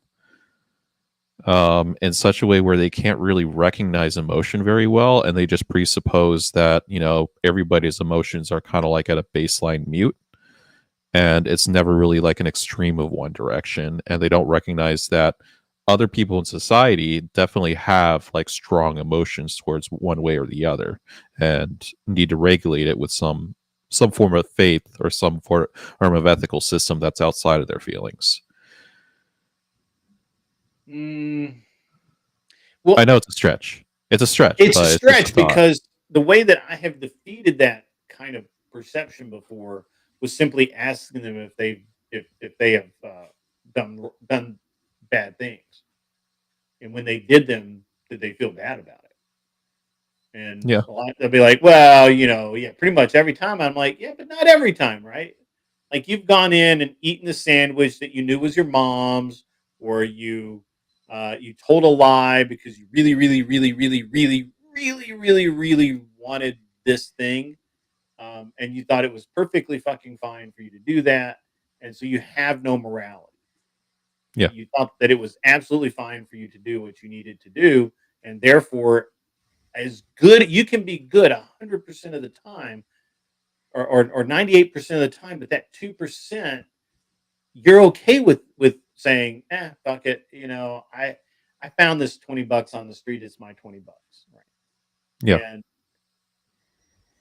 when I get them to admit to that, then that claim of this inner sense of right or wrong goes right out the fucking window, right? Because I don't believe that humans. So this is actually a really interesting point, because what they will do is they'll say, well, humans are born with this idea of right and wrong. You don't have to teach it. And I'm like, okay, so when the Africans when the people of darkest Africa are cannibals and have slaves, that's moral, right? Because they know right from wrong. You just said that. Whenever they bring up that type of argument, it makes me question in my head, like, have they ever like taken care of children before? Because it's like young children, it's like they will bash each other with toys if like they don't get shit their way. It's like, and they generally don't care. They just want what they want. And so no, we're not born. And to them, it is right. It is absolutely their right. Like you have to teach your child, no, this is wrong. We do not do this. Yeah. And I think you're right. I think that, and now that you mention it, most of the people who make these kind of claims are childless, or they're so wrapped up in science of some kind that they are, for all intent and purposes, childless, because they don't actually do any child rearing. Yeah, that's a good point. The problem is this is the problem with inherent morals. There's no such thing as inherent morals. There's nothing that's inherently moral, right? Like that just doesn't exist. You have morals because you have a framework of morals given to you. Now you can appeal to, say, the Viking tomes and say this is moral to me, right? My morality exists in the Viking ideals of combat, and if it says it there, then that's moral to me. And you say, okay, and I can say, well, okay, but how do you know that? I don't know that there's a morality to be had there. But that's better than someone saying that, well, people just inherently are moral. And then also they try to build the idea that somehow evolution has built in these like moral behaviors into us because we're better off surviving if we can work together. But they keep forgetting about like how many like savage groups out there that just pillage and steal, and they survive very well just doing that, taking advantage of those who are I guess more emotionally regulated. So they also exist within this evolutionary chain. It's like they never died out. So to completely like discredit that or say it doesn't exist is just irrational in an evolution mindset. Kissy Cat, do you have a hot date tomorrow night? Is that why you're not going to be here?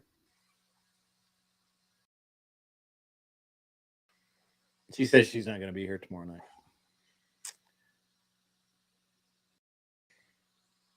My kid has a shotgun clays tournament tomorrow, and it's like 2 hours away, so I may be late, but we'll be here. That's gross, man. I had to time you out for that.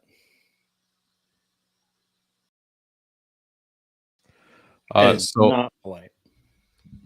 Just a recap on like Doge. So I don't think there's just much to argue about it because I think the leftoids are just kind of making Doge bigger than what it actually is. You know, it's because at the end of the day, all it is just a subsection of the government that does audits. That's it. It's nothing more. It's nothing less. Yeah, but I think the left is going to argue that.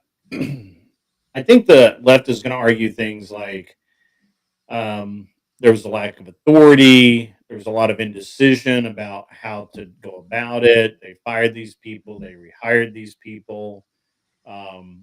Experts, which I'm sure they'll have some bunch of bullshit outlined. Experts will say that the actions that Doge took actually hurt the economy. They're going to say that a lot of the things that Doge said were simply not true because, you know, the way they accounted for it was one way, but the way these other people account for it's another metric. And so if Doge says we're going to save $13 million and there's somebody else who will come out with with something showing where we're not actually saving $13 million. We're only saving $7 million. You don't know what you're talking about, Doge. So I'm trying to get away from all of those arguments and just stick to we are supposed to be a small government country, and we've got let that get out of control. And the idea that we are going out to work in and kind of push efficiency is meaningful. Like we should be doing that. There's no there's no downside to doing that at all. We should all as a people want the government to be better. The problem is that it doesn't seem like, to me anyway, that the left is willing to allow that to happen on a Republican watch, and because they don't want to take the L on that. They now I promise you that if in 28, you know, that'll be one of the things they run on is we're gonna you know go through and look, we're gonna get rid of all of this waste, we're gonna examine all of this stuff. All of the thing, because that's what typically happens, right? That's the way this goes. There's another angle that you could probably take. This is it's a bit of a gish gallop, but it's just look up all of the like I guess pick out, you know, the top 5 or the top 10 like audits that Doge did, and just question the left to be like, oh, so do you agree with funding of like transgender treatments over like Africa? Okay, yeah. So do you have just do the just go down the list and just ask them if they agree with how much is being spent on all of these like absurd programs, and either they'll take the bait and they'll agree with all these absurd things that we're funding, and it'll make them look stupid, or they're just not going to buy it, and you have to redirect to some other argument. But I think that there's a lot of ammunition there, no matter what, right? Like it's I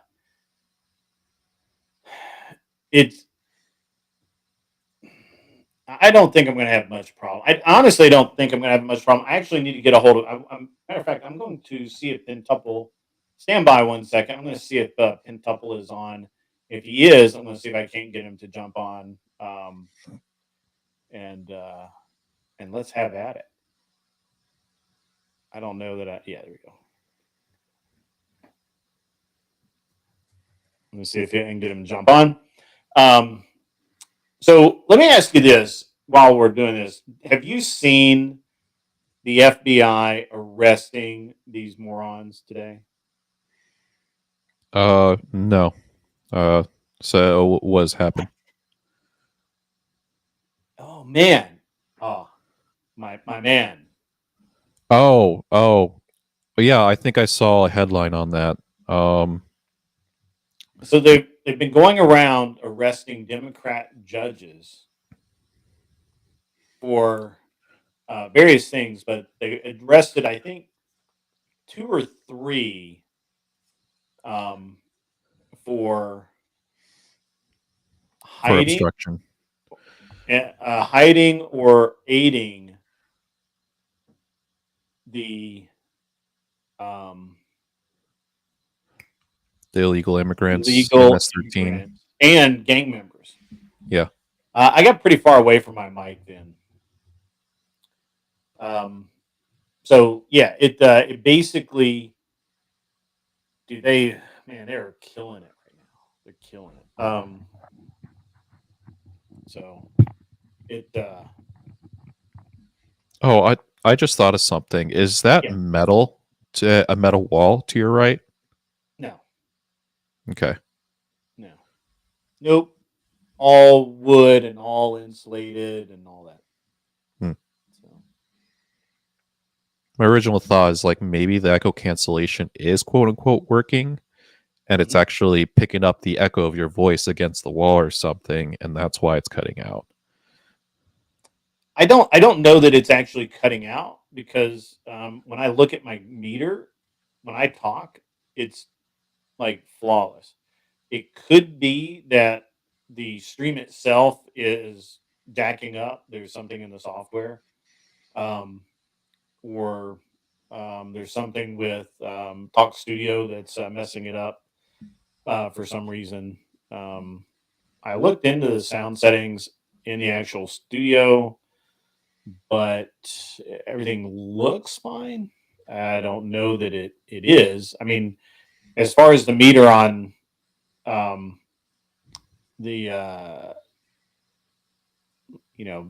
Studio, it's responding perfect. So, well, I thought we already diagnosed like what is causing the issue. Is just it causes another side effect, that echo cancellation tick that you're talking about, or that you were clicking on and off. Yeah. I'm not asking you to change it, but I'm just I'm just thinking like I don't know, maybe one day try to put a foam board up against the wall to your right. See if it changes anything. I can turn the speaker. I don't think it's a speaker. I think it's actually just. Well, I'm not talking towards the wall at all. So. Yeah, but it's the sound just kind of goes radially, so it's.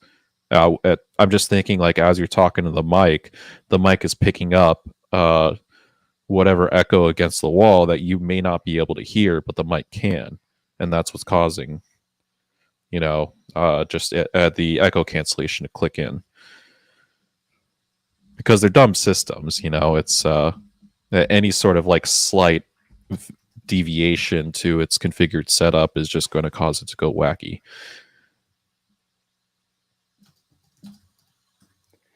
All right. Okay. Well, I don't know. I don't. I mean, I guess I'll have to listen back through the stream, but again, I'm not getting any indication of sound issues through any of the equipment. I could mute down and disconnect the cables and just see if it's a cable issue, but we'll see. Because I didn't have any issues before I changed everything around, and I did unplug the cable, which seemed to. Yeah, I mean, the only thing I did between when I moved it was all I did was unplug the cable at the XLR interface. So it could have, who knows? It could be just a really bad. It could be that the connection's not as good as it could be.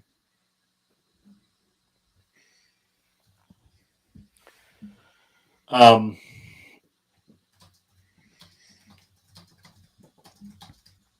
I think it'll be fine on this Doge stuff. Again, it's the same. It's they're chasing. The left is chasing ghosts. That's really what it comes down to. Mm-hmm. Yeah, I don't know that. I guess what I'm trying to do really is I'm trying to iron out attack modes to defeat the typical DGG talking points, and I'm trying to understand what those are going to be, and then it'll kind of go, try to work back through it. When my voice goes lower, it's wonky. It could just be the distance from the mic. I'm moving. I'm constantly moving the mic, so it could just be really sensitive right now. I can also just mute down for a second and Tiki Tack can talk. So, there's not much going on over here. Yeah. Well, give me 1 second. I'll mute down and mess. Sure. Hey, what's up in the chat? You guys are awesome for joining us on this stream. And Grid is not following up with one of his responsibilities, which is to grift for the money. Give us those super chats because this is being sponsored by his wallet and he doesn't want to do that much anymore. So can we see some super chats in the chat? It'd be very helpful right now. How about this? I can sing a really annoying song if I get a $10 super chat in right now. Okay. How did that change anything? I guess continue talking a little bit more. Yeah, I can talk all day long. So that sounds better. You're not cutting out as much. It could have been just a little loose still. I don't know. We'll see. Yes, I may have to replace the cable. I have found that the cables in plastic tend to be disposable. Well, I guess I have to sing an annoying song. So there you go. Sing the song. Here it goes. I've got a lovely bunch of coconuts. Dee-dee-dee. There they are standing in a row. Bum, bum, bum. Big ones, small ones, some as big as your head. With a flick of the wrist, give it a twist. That's what the Sherman said. Doo, doo, doo, doo, doo, doo. There you go. All right. There we go. Hey, Bambi, how are you? I got you $10. I'm worth $10. $10, man. $10 is $10, and especially $10 American. Her dono meant everything. Did it not trigger the TTS? I didn't see or hear a TTS. Well, obviously I shouldn't. Yes. It was $10, right? It was $10. Oh, so many weird things going on today. Let us see. Let's just re-trigger it.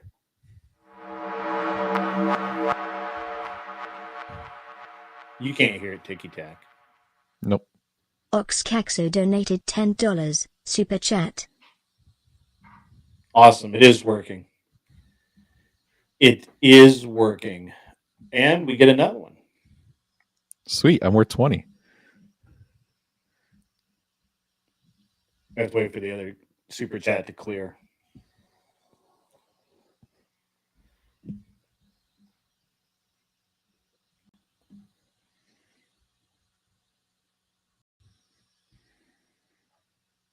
Why is it that everybody always wants people to sing WAP? Why is that? I don't know. And personally, I think Ben Shapiro did it the best. So I don't think anybody can top that. It would be a shame for me to butcher it. Here's the TTS. Oxcaxo donated $10. Super chat. Good job, Tiki Tack. Awesome. I cannot sing, Naomi. We've already established that fact. So, I think Pentuple's going to drop by tomorrow at 8, and we're going to discuss our Doge strategy to win, defeat the evilness. And he's a Twitch streamer, I think. But we'll see. Let me see if he's got a YouTube channel.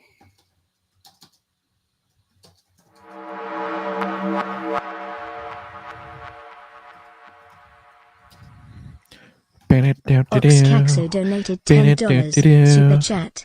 Your priceless Tiki. Smiley face emoji. That's awesome. You're priceless, Tiki Tack. Priceless.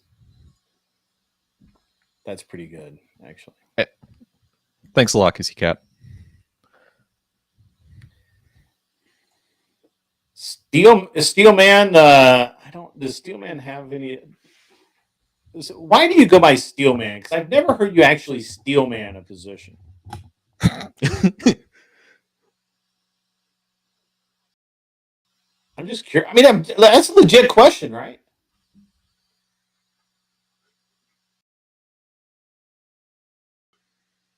He is an actual adult, Warlane. Is Anson Knowles still in the chat? I want to hear his viewpoint on Doge. Get up here, Anson. Get up there. Plot twist: Cat is great, and she's spending her own money. No, that would be hilarious if my wife could make that Southern accent. That would be funny. That would be hilarious. But no. Right, that's an amazing Southern accent for a Chinese woman. Yeah, no, it would be crazy. That'd be nuts. What's up, Grunge Head? How are you? We're just chilling tonight, man. It's a chill stream. We're just chilling out. We're just talking shit. You know, just beating up on some people. So it's all good stuff. I had a thing. From another stream today, I was watching this guy, and he was kind of hammering. He was kind of hammering the Tulsi Gabbard thing. I thought that was I thought that was cool. So.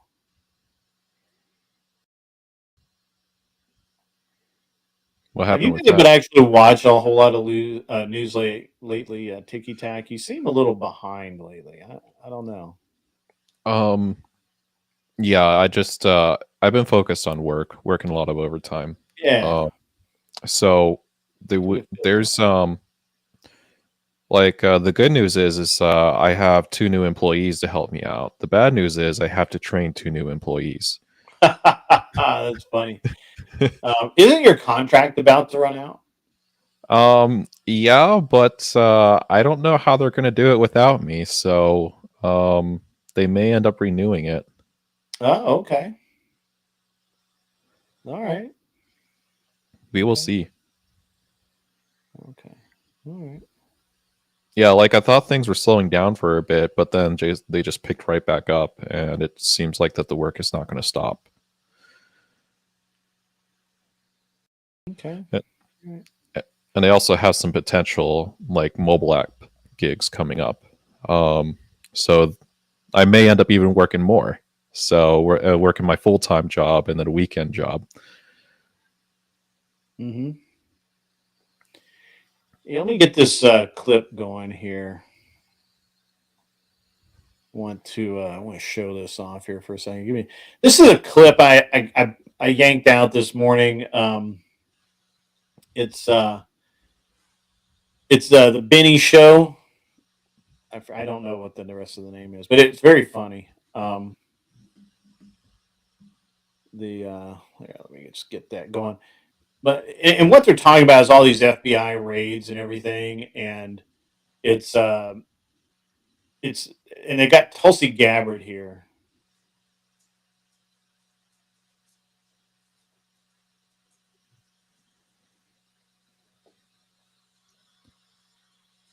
Want me to pull it on screen? Oh, my bad. I thought I put it on screen. I clicked the button. It didn't make it up there. All right, there we go. All right, ready to go now. This is her first time speaking about this. It happened very early this morning on Fox. Tulsi Gabbard saying, yeah, we are going to protect the American people from the scum. Let's go. First of all, point out what we know has been the problem for a very long time. One of the reasons why the American people voted resounding. This is her first time speaking about. So they basically, this is a quick clip, but they're talking about,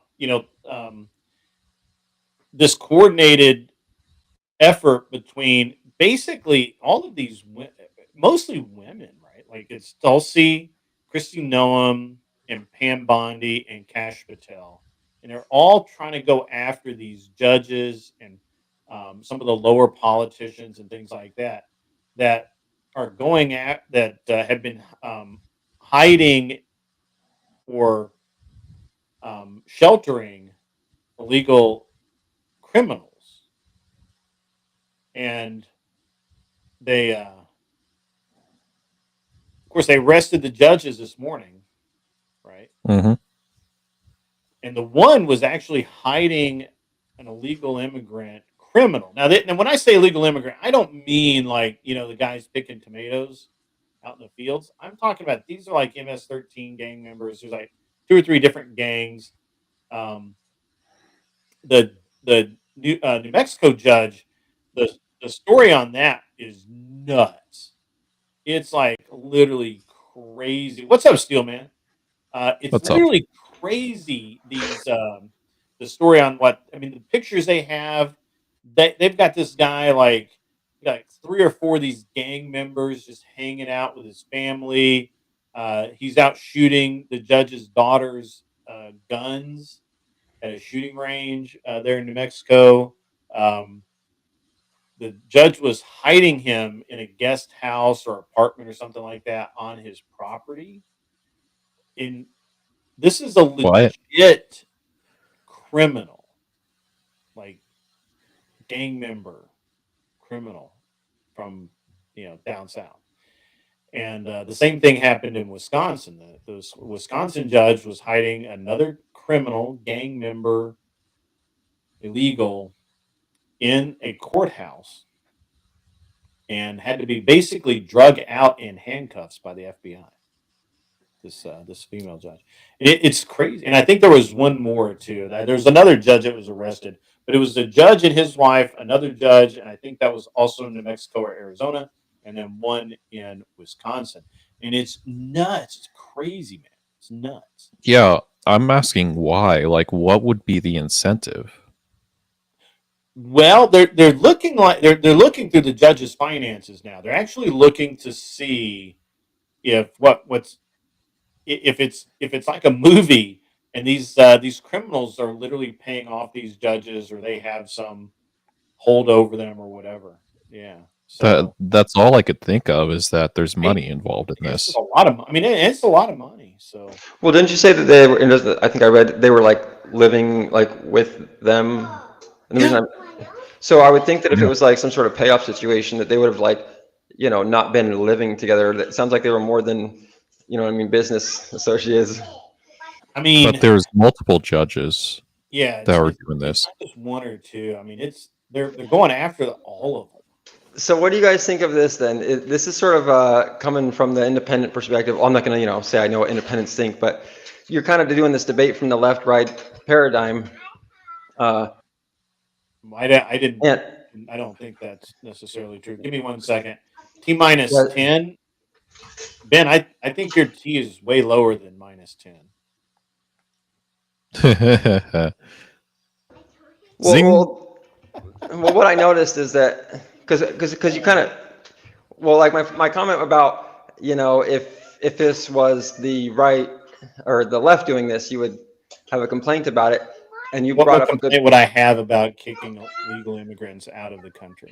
Oh, and sorry, and I was actually going back to the Doge thing when I said that, but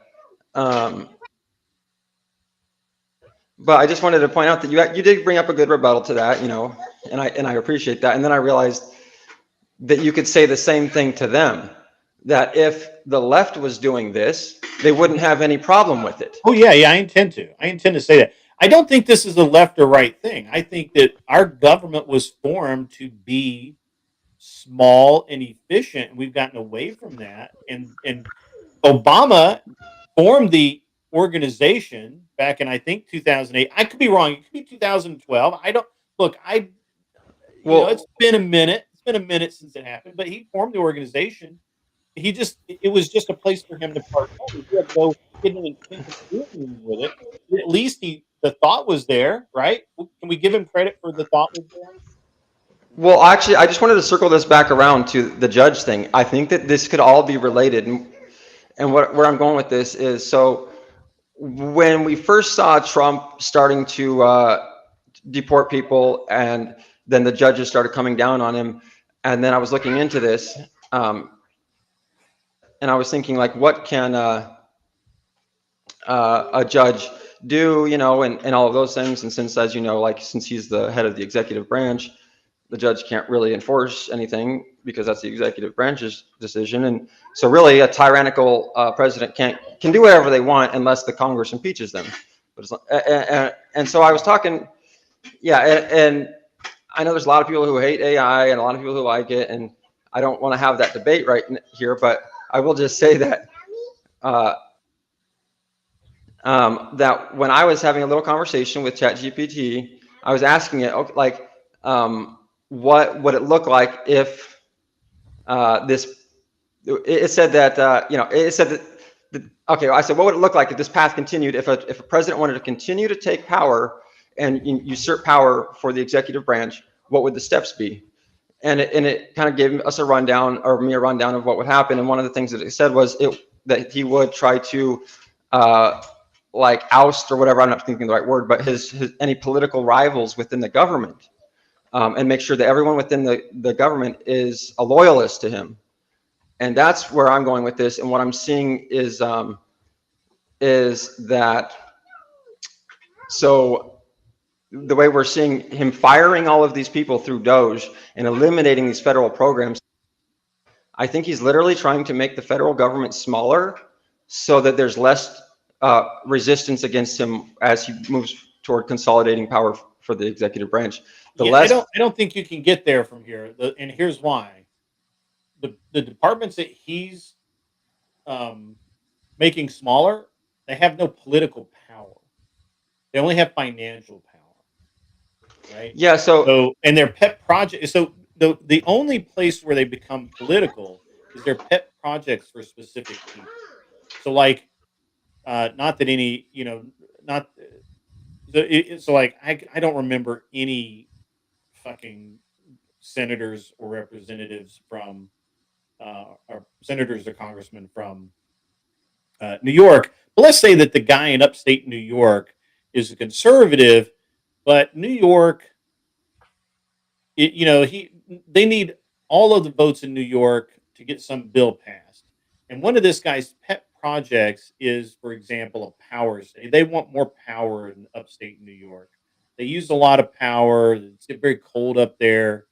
They need heat in the winter, all that kind of stuff. So it's a quid pro quo of the highest level, because to get more power up there, to build a power station, to get the money for that, then he goes to the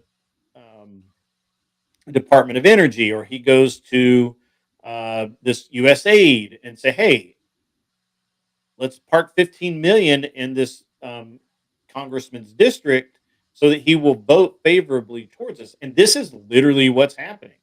And it doesn't matter which side. I mean, it's just as bad on the left as it is on the right. And this is not how our government is supposed to work. This is simply the way that it is currently working. And so what Trump is doing is not solidifying political power. If he wanted to do that, he would do exactly what Obama did, and that is literally go to each congressman and representative and say, what is it that I can do for you?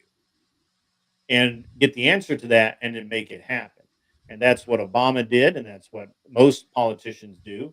And that's the mold that Trump is breaking, which is very interesting, because when people, and I don't want to categorize you, but that talk much like you, that try and say, well, I'm neither left nor right. Well, then you should fucking love Trump, because he doesn't give a shit. He just wants the job done. Right. So you guys, to say that he's on the right is crazy. Well, and that's what I said. Middle at best. Well, I mean, I was saying that during the elections, people were saying, I was saying the right and the left are the same damn things in this election, because you've got Trump, who was calling for red flag laws, bump stock bans. Well, he didn't actually call for that. Let's roll that back. Oh yeah, he asked for an opinion from the NRA, and once again, the NRA sold gun owners down the river, and Trump, trusting the NRA, went along with it. And that's exactly what happened. You can go back and read every fucking bit of it from the NRA. The NRA came out and said bump stocks were not protected and could be. So Trump's just going to take their word? Oh, bump stocks aren't protected? He did take their word. He literally took their word. Who else? You think if someone told me, if I was the president, and someone whose else's word would he take? You're actually making represent. Hello, anyone with common sense. If you're the president and someone says, "Look, let's ban bump stocks," and you're Republican, you would say no. But he's going to say, "Oh, they're not part of the Second Amendment." Okay, sure. And that's it's like, okay, yeah, Trump, you're just going to believe that. You know why the Gun Control Act? Hold on. There's a massive flaw in your logic here. Historically, politicians have turned to the NRA for a temperature on what gun owners think and are okay with. Do you know why we have the gun? Hold on. Do you know why we have the Gun Control Act of 1932 that established the NFA? It's because the NRA said that gun owners would go along with it, and it was okay. They sold. Well, yeah, we all know that. We all know that in 1968 they did the same thing. In 1988 they did the same thing. And everyone politicians went to them and said, "Guys, what you can filibuster all day long, but do something. What can we do?" And the NRA sold us down the river. And how many times exactly? And everyone knew that. And I knew that when I was a fucking teenager. I knew the NRA wasn't for gun rights. Sure. But the president of the United States couldn't figure that one out. And he couldn't figure out that the president of the United States trusts this organization. That's literally. Well, there you go. You're making my fucking point about why he shouldn't be trusting Doge. If you think that the president, if you think the president, dude, calm down. Calm down. Well, man, you fucking filibuster like a motherfucker, dude. I'm not filibustering at all. Literally, the NRA is the organization that every politician goes to because they supposedly, and I guess still technically are, the largest group of gun owners. They are the largest political gun owner representation on the Hill. Who are they going to ask?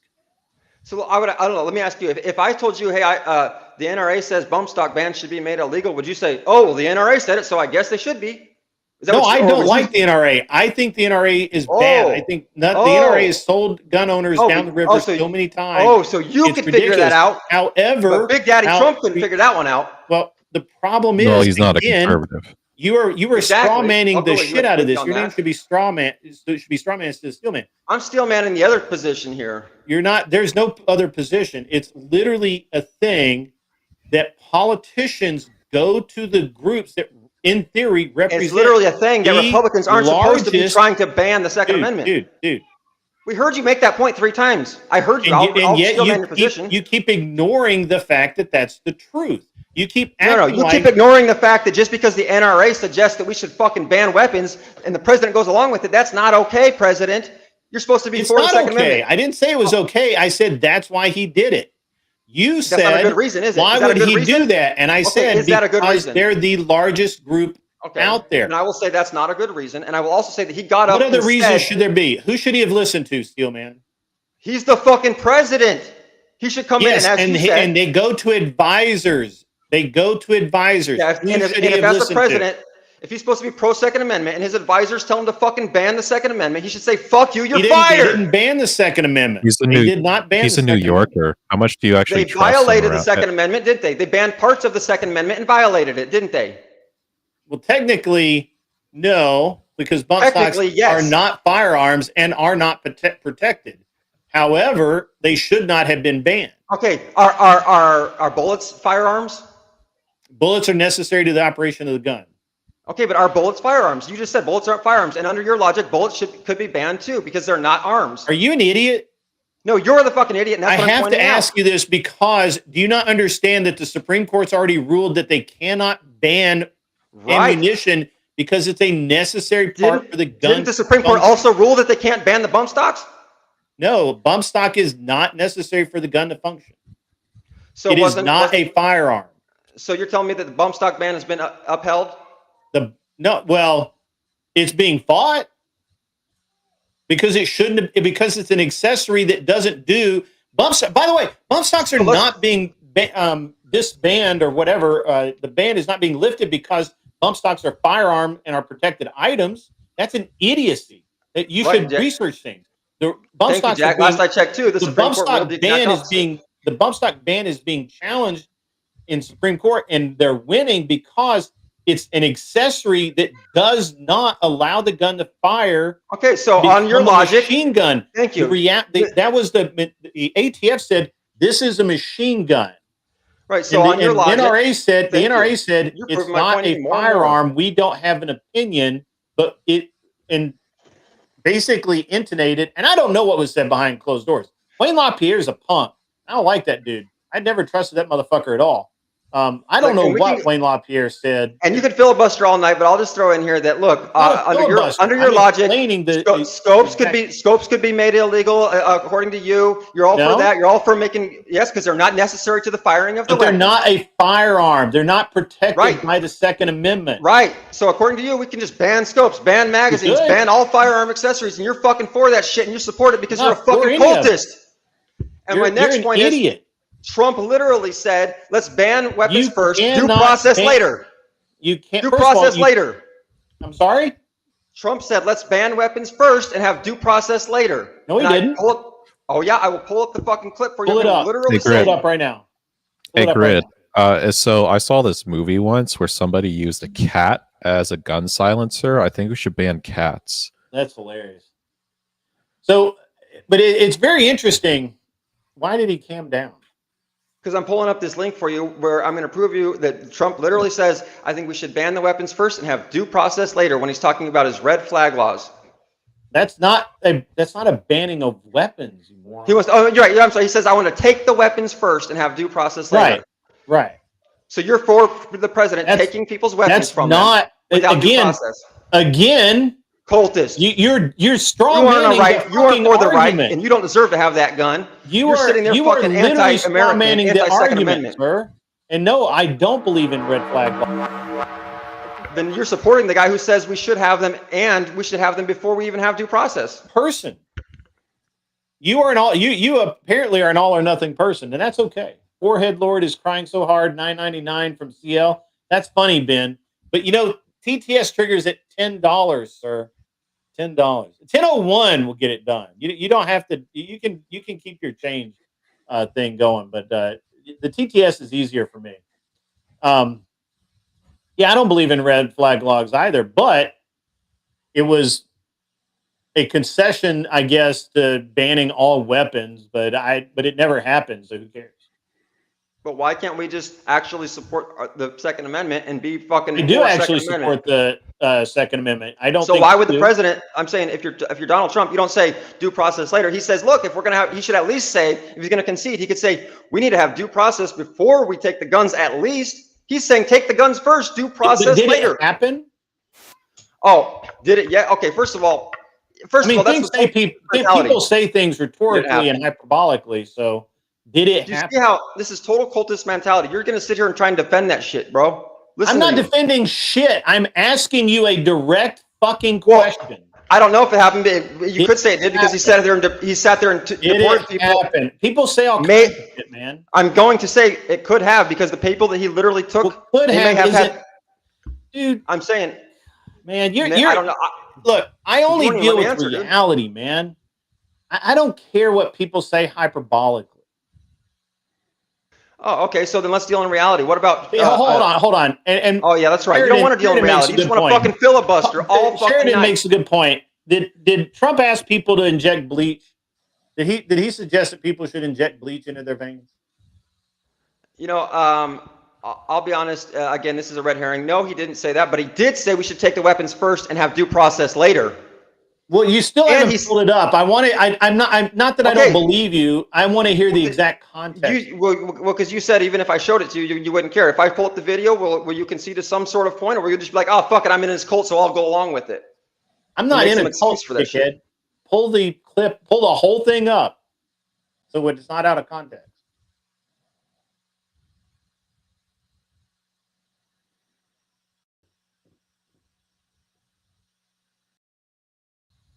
All right, I'm pulling it up here for you. Any day now.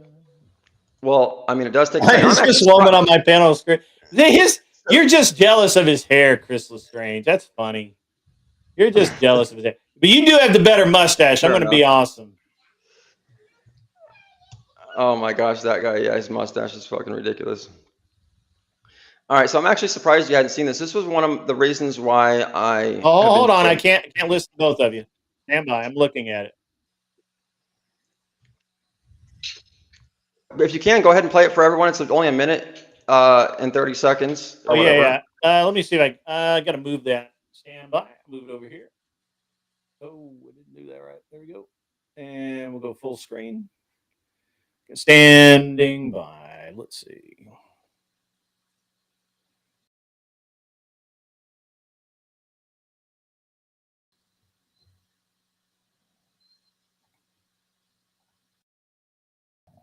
Let me roll it back so we can. Yep. Wait. Did I add it? I didn't add it. Damn. It's supposed to auto add. I don't know what the fuck I did. It's not auto adding.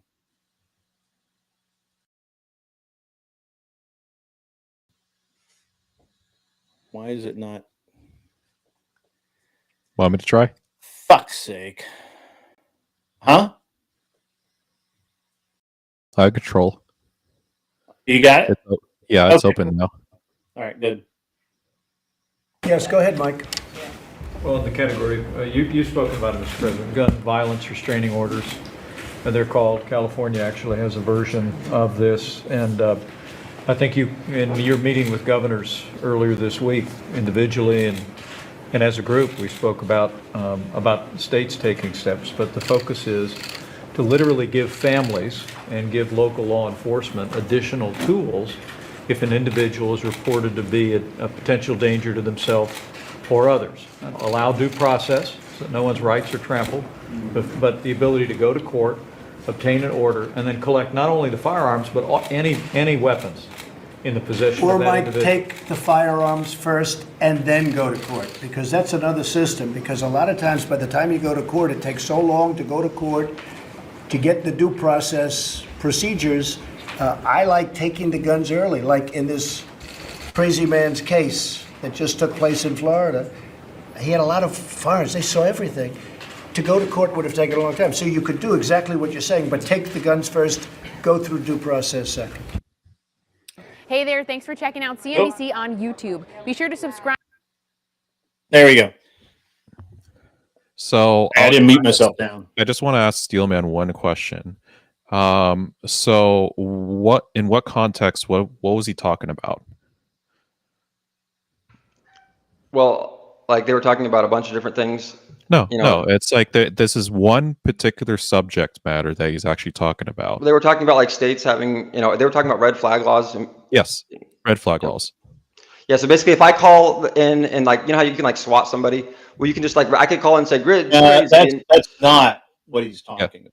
No. It's saying if you get called in on, if somebody says you're crazy, they can come take your guns away. No, that's oh not. yeah.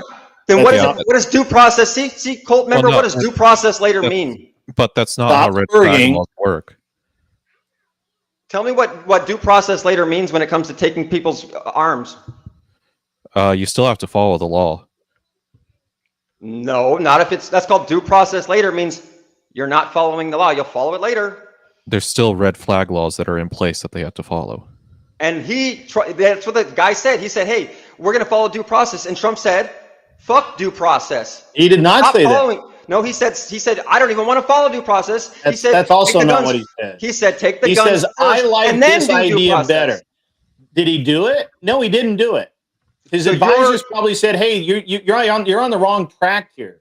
His advisors probably said, hey, you know what? I know you think that sounds like a good fucking idea, but it's not a good fucking idea. Or maybe his advisor said, hey, why don't you give it a year? Wait till we deport a bunch of fucking legal citizens and make people like Grid one fucking cultists, and they won't give a fuck what we do, and then we'll start taking guns away, and he'll support us. I'm not a cultist. You're a fucking spaz, dude. Calm down. Dude, you fucking sitting there, you come up with an excuse for anything he does. I'm looking at the same thing you looked at, and he never said, this is what we're going to do. He said, what about this?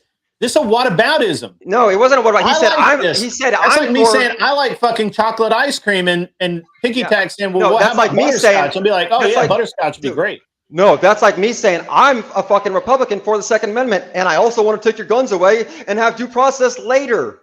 That's fucking retarded. You see what I'm saying? It doesn't make sense.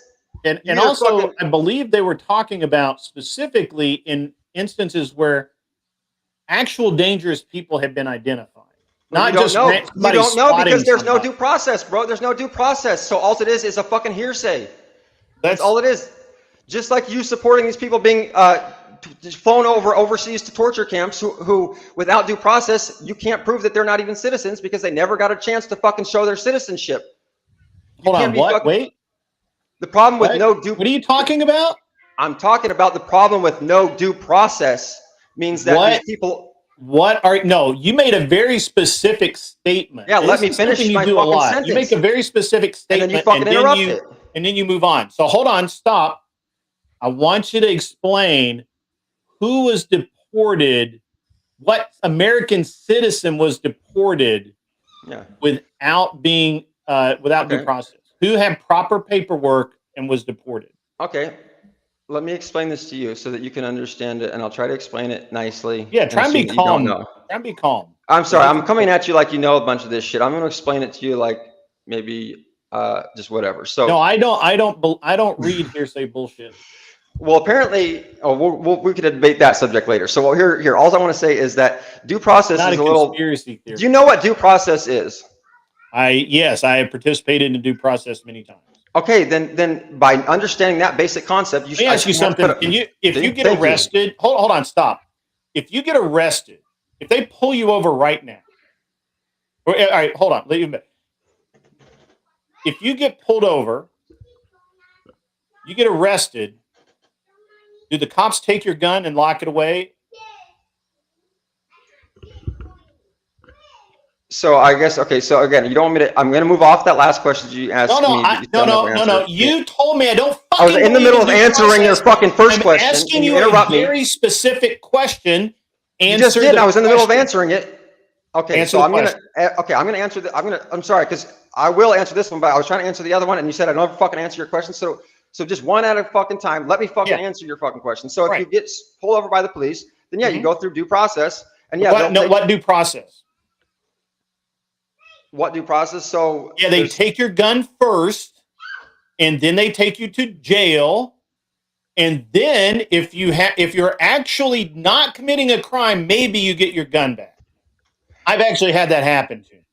Oh yeah, I mean, if they hold it, just like a cell phone. If you get arrested, So again, if someone says, "Hey, I've identified this guy who could possibly be breaking the law," and they come to your house and you're batshit crazy, and they say, "Hey, you know what? We're going to take you to jail, sir, and we're going to take your firearms too." It's called committing a crime. What crime are you arresting me for? Well, that would depend on what the cops say. They're not actually arresting people with no probable cause. Oh, it's not talking about wait. Presence of probable cause. I thought being crazy. The problem with red flag laws, which I don't think Trump understood nor addressed in that meeting, is that there's always got to be probable cause. Yeah. For what? A crime? Except in California. Now in California, hold on. I'm trying to answer your question. In California, for example, and actually had this happen to a study down the street from me. A guy walked out on his front porch with a coffee cup with a pistol grip on it, right? His neighbor called the fucking cops and said he had a gun.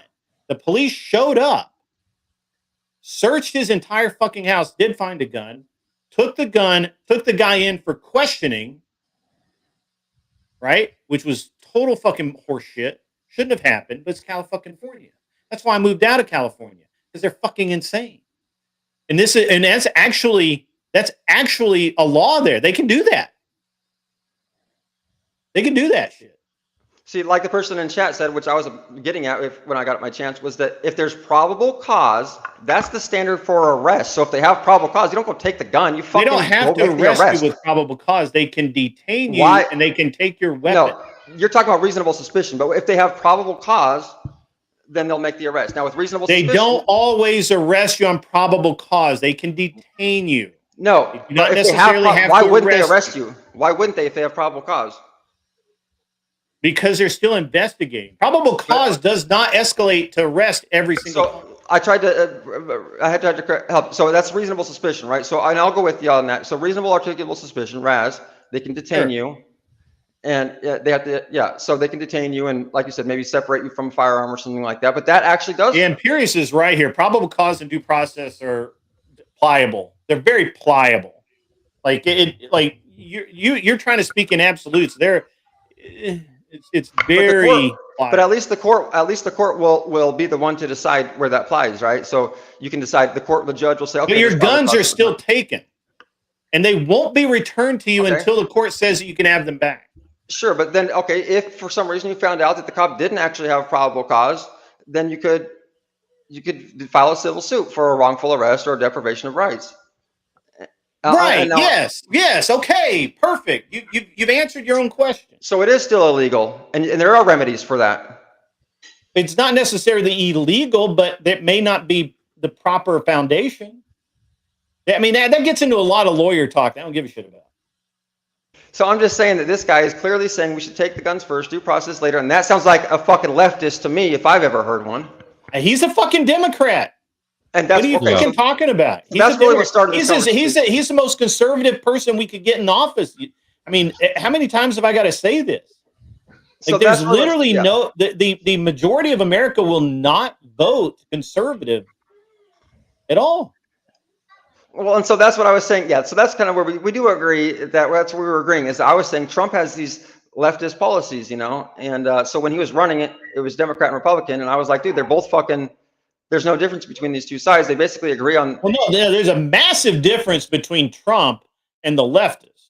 Trump is like a Kennedy Democrat, blue dog Democrat, right? Like he's pretty solidly centrist. But fucking Pelosi's a goddamn leftist, man. Like they're worlds apart, bro. Worlds. Which is why they hate him, by the way. They actually hate him. Like nobody I've ever met before.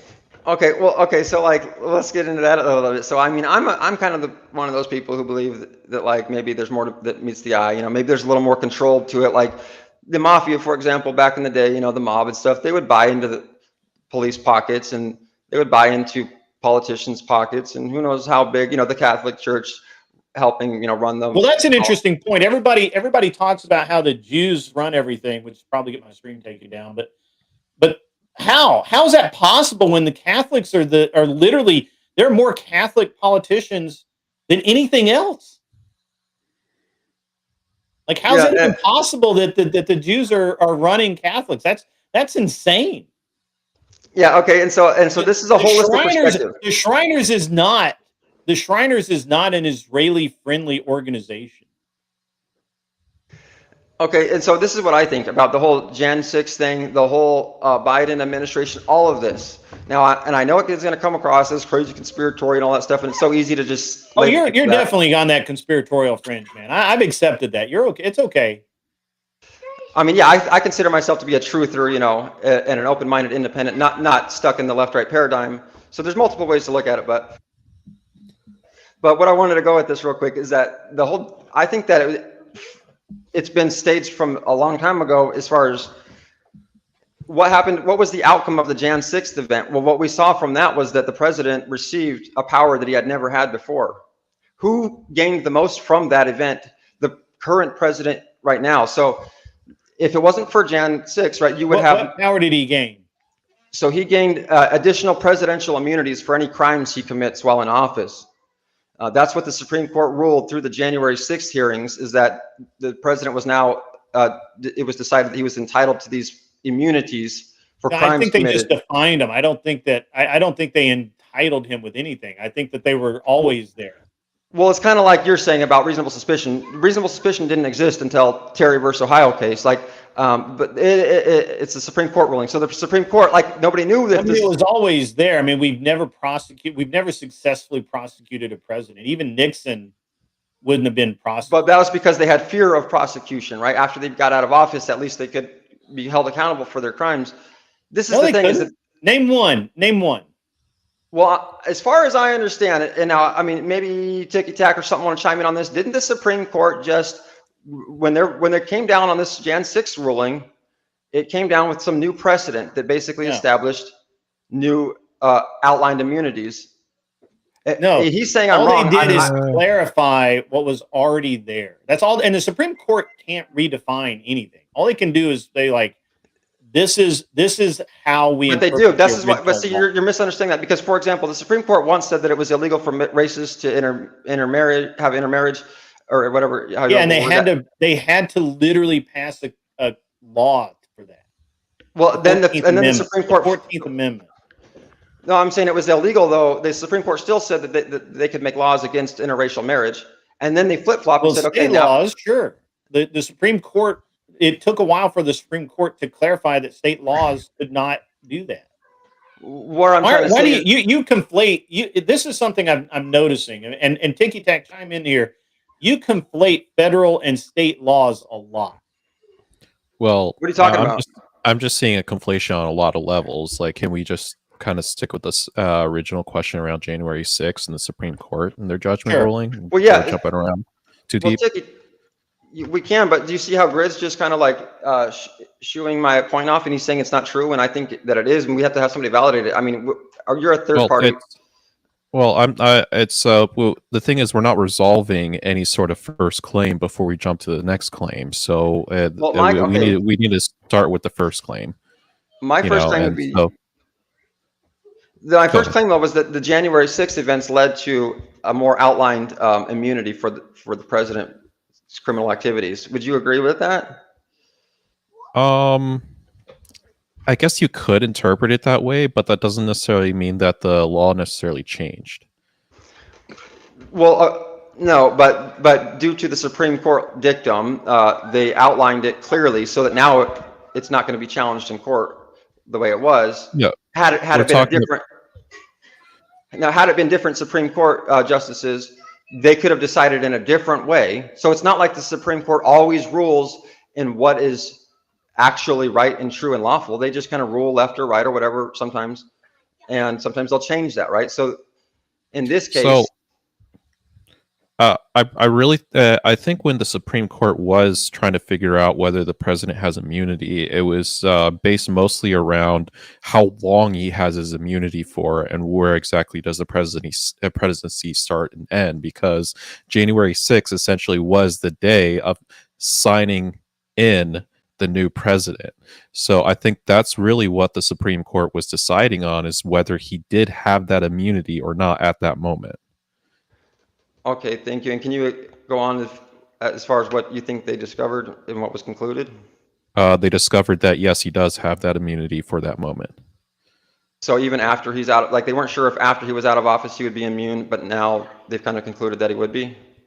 No, they concluded that he was still in office for that moment and he would be considered immune. Okay, because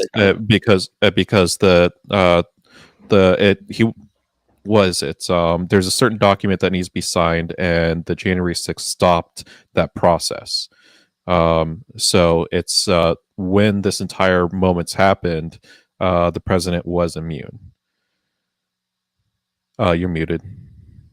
Thanks. So yeah, thanks. So yeah, because he was still in office when the alleged crime was committed, he couldn't be charged for it when he was out of office. Is sort of the summary that was kind of the takeaway, I think.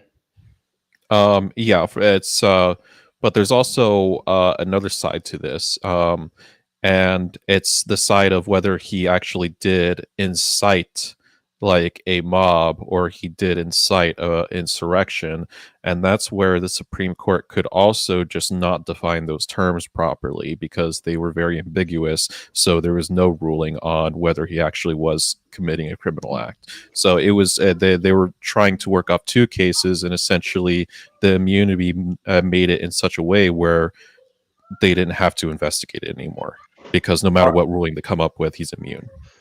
Perfect. And I would like to just agree with your kind of take on that, and I can make my next point on that. So if we take that away as our takeaway and move from there, I think that what happened was not only did then he establish more outlined immunities for himself while he's in office now. So that's the result of that. And I think that's important, because if you're going to, as I said, consolidate power for the executive branch and sort of usurp power and maybe make dramatic government changes. He might even try making constitutional changes or whatever it is. He might want to shield himself through by doing that. And so since that's been done, it kind of looks like, okay, that's interesting. He's already put that up. Now, already existed, though. What's that? Nothing was created. It's not like that wasn't already there. But you see how something kind of was established and created. No, see, that's what nothing was created. It already existed. Yeah, but at the same time though, like what are the certain events that he's doing right now where you would describe him as exploiting his immunity? Okay, so I wish I could get Grid One to we're gonna have to move past Grid One's objections here.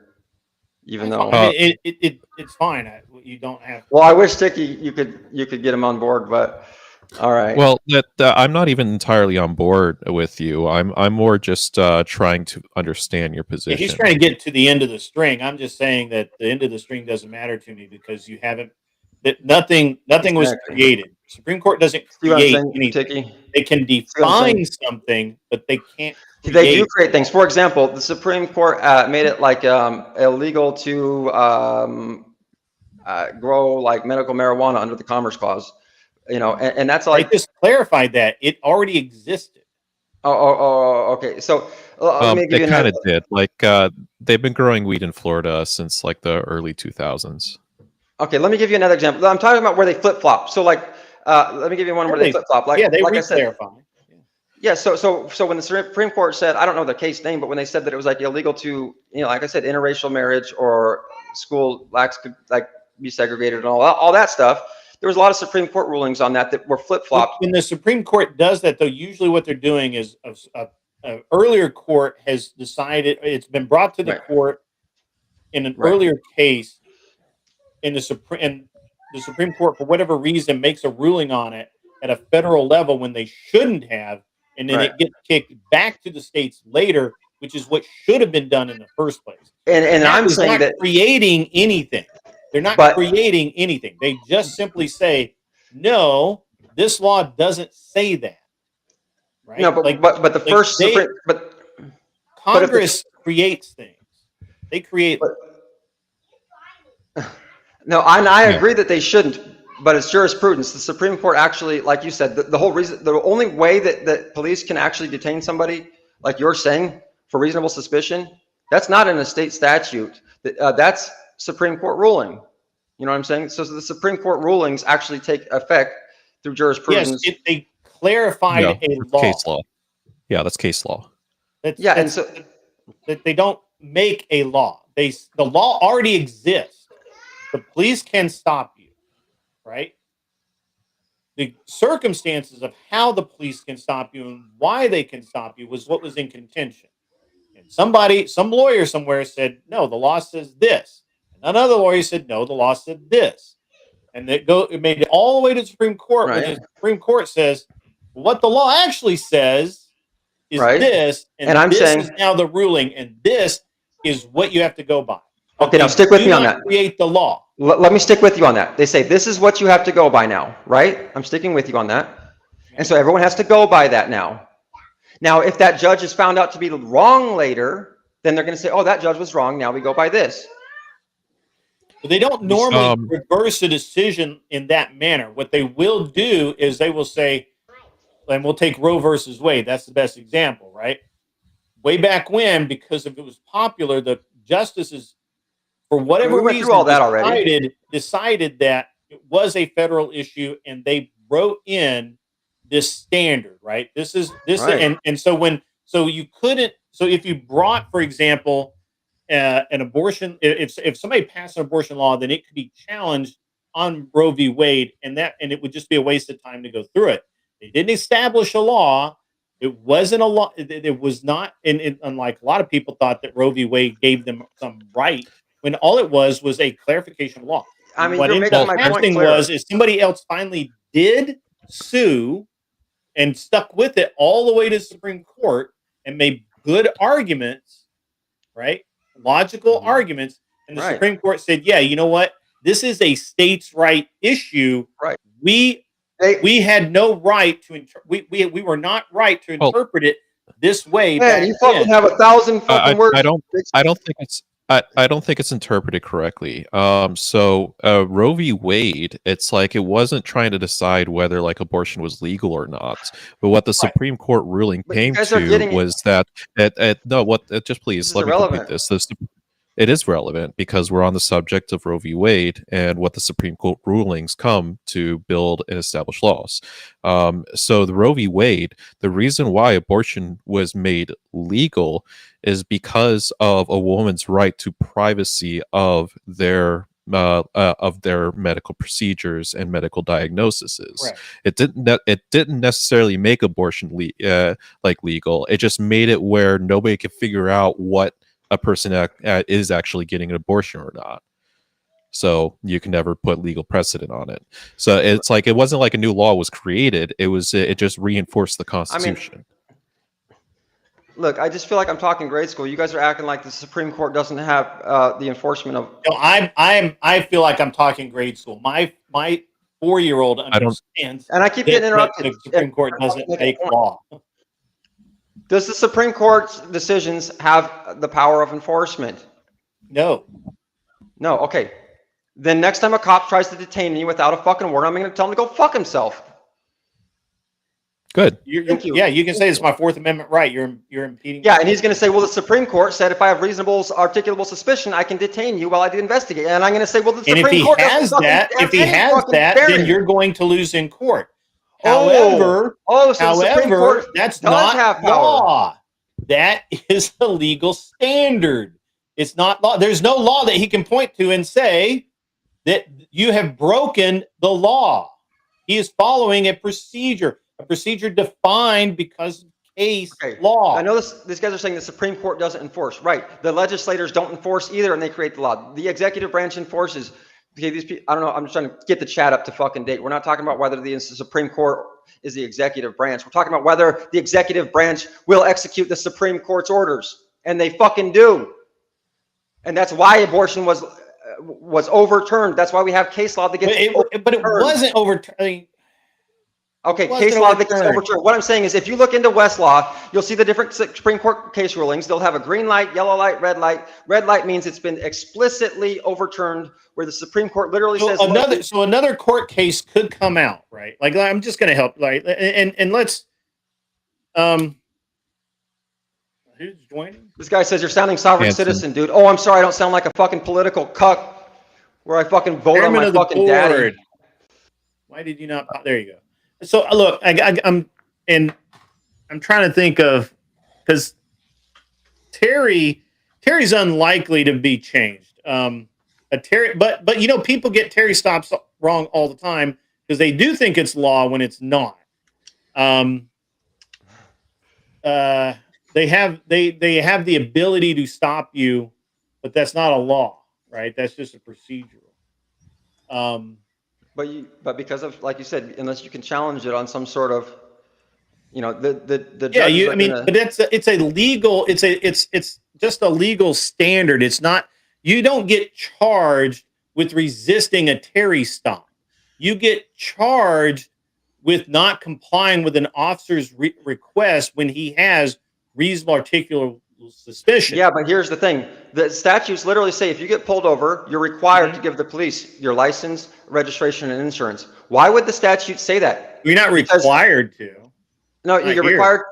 Well, if he asks for it, you have to give it, because exactly. It's a traffic stop. It is a traffic stop specifically, and that is a Tennessee state law. That's not a federal fucking law. That's the Tennessee law. Okay. Tennessee says that they have to add, if they can't just walk up. But even if you're sitting in your car in a parking lot, if you're sitting in your car in a parking lot and a cop walks up and says, "Hey, I noticed you've been parked here for an hour. What the fuck is up?" And you go, I'm tired. I'm sleeping. He says, "Well, you can't sleep here. Give me your ID." You can say no.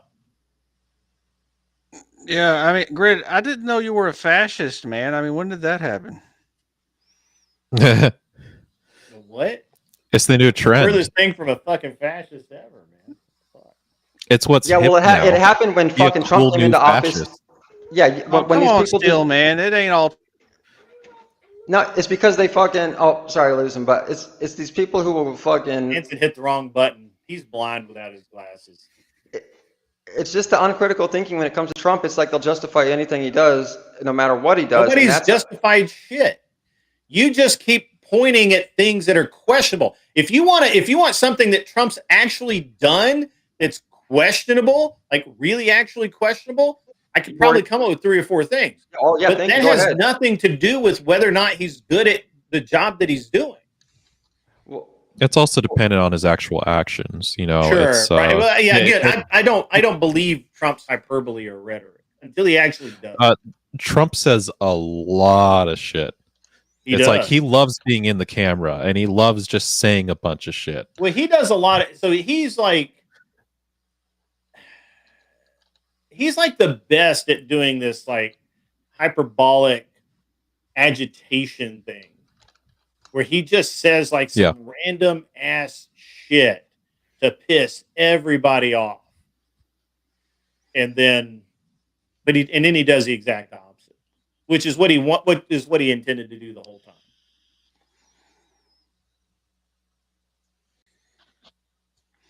Yeah, I mean, if you wanted to criticize Trump, I mean, the best way to do it is to argue against his protectionist policies, because that's basically a long-term economic loser to develop policies to protect, you know, the economy from competition, because it's anti-free market, it's anti-capitalist.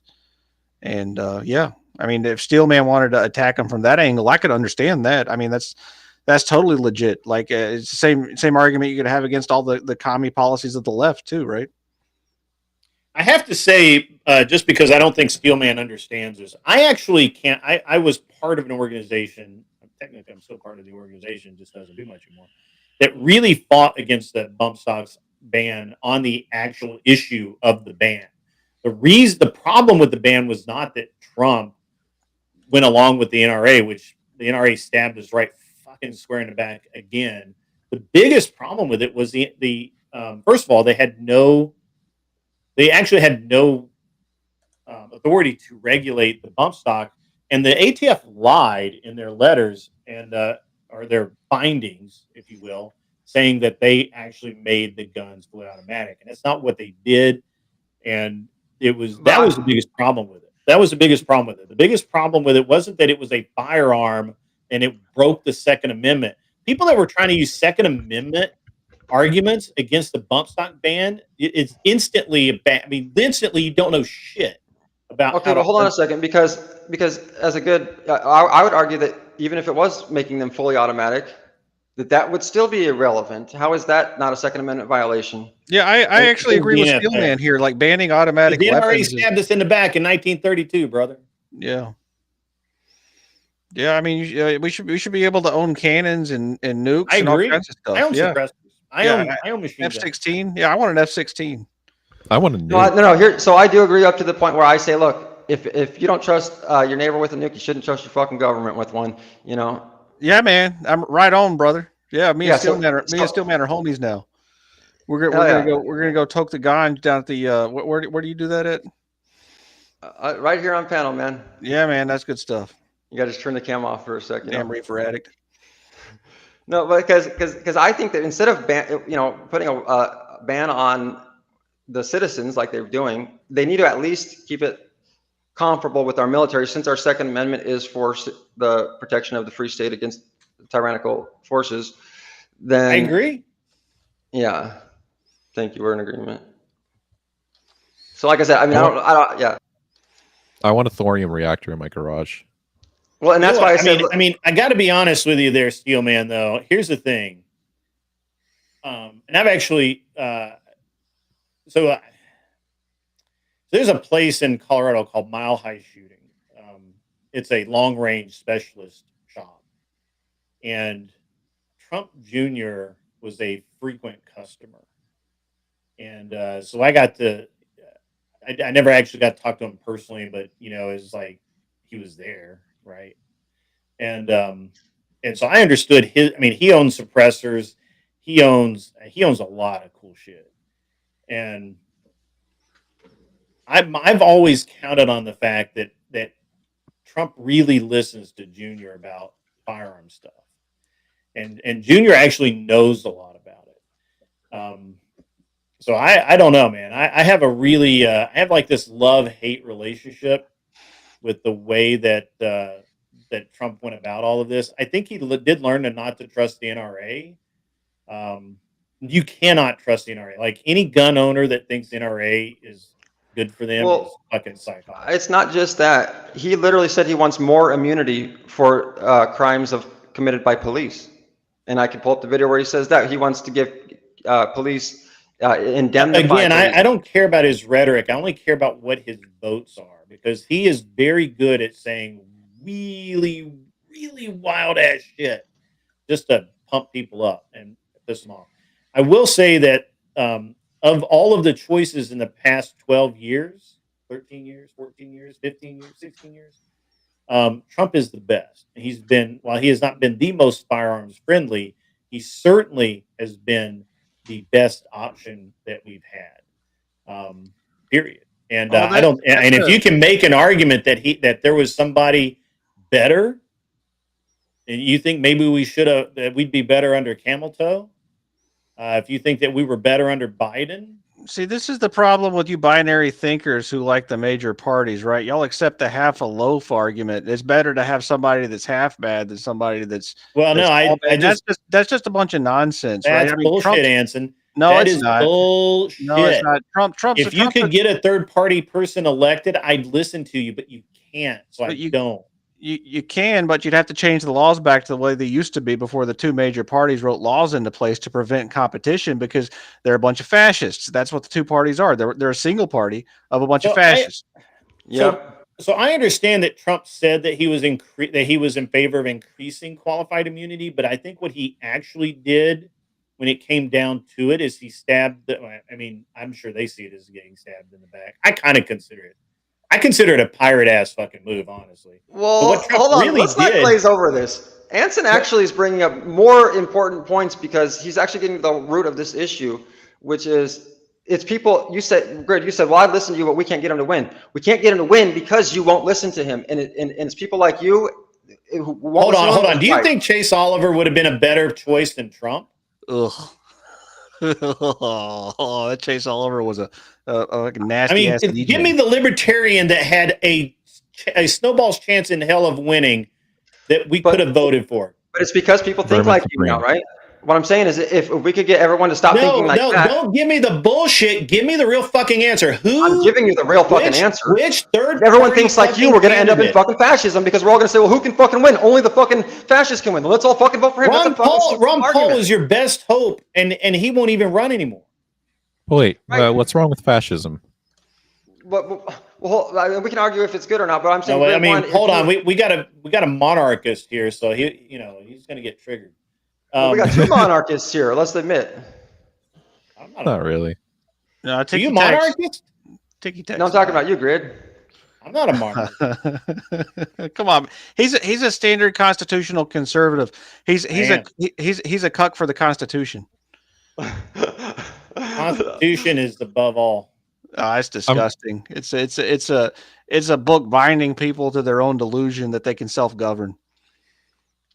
You think you believe in a God King? So what? Let's talk about delusion. What the fuck? How many monarchs? Wait, so Chairman, that's right. You're a monarch too, right? Yeah, I'm the only monarch. He's a monarchist. Wait, what is constitutional conservative? I'm just a centrist, a fence sitter, and I just like to argue.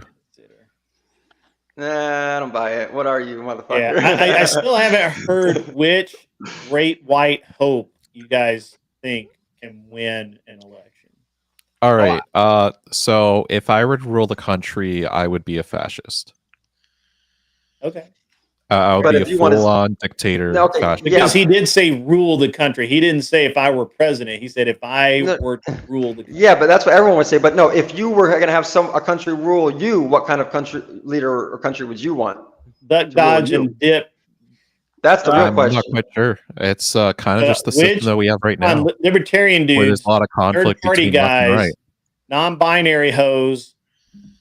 Who could we possibly vote for? What politician or representative or king candidate could we possibly vote for? Who is better?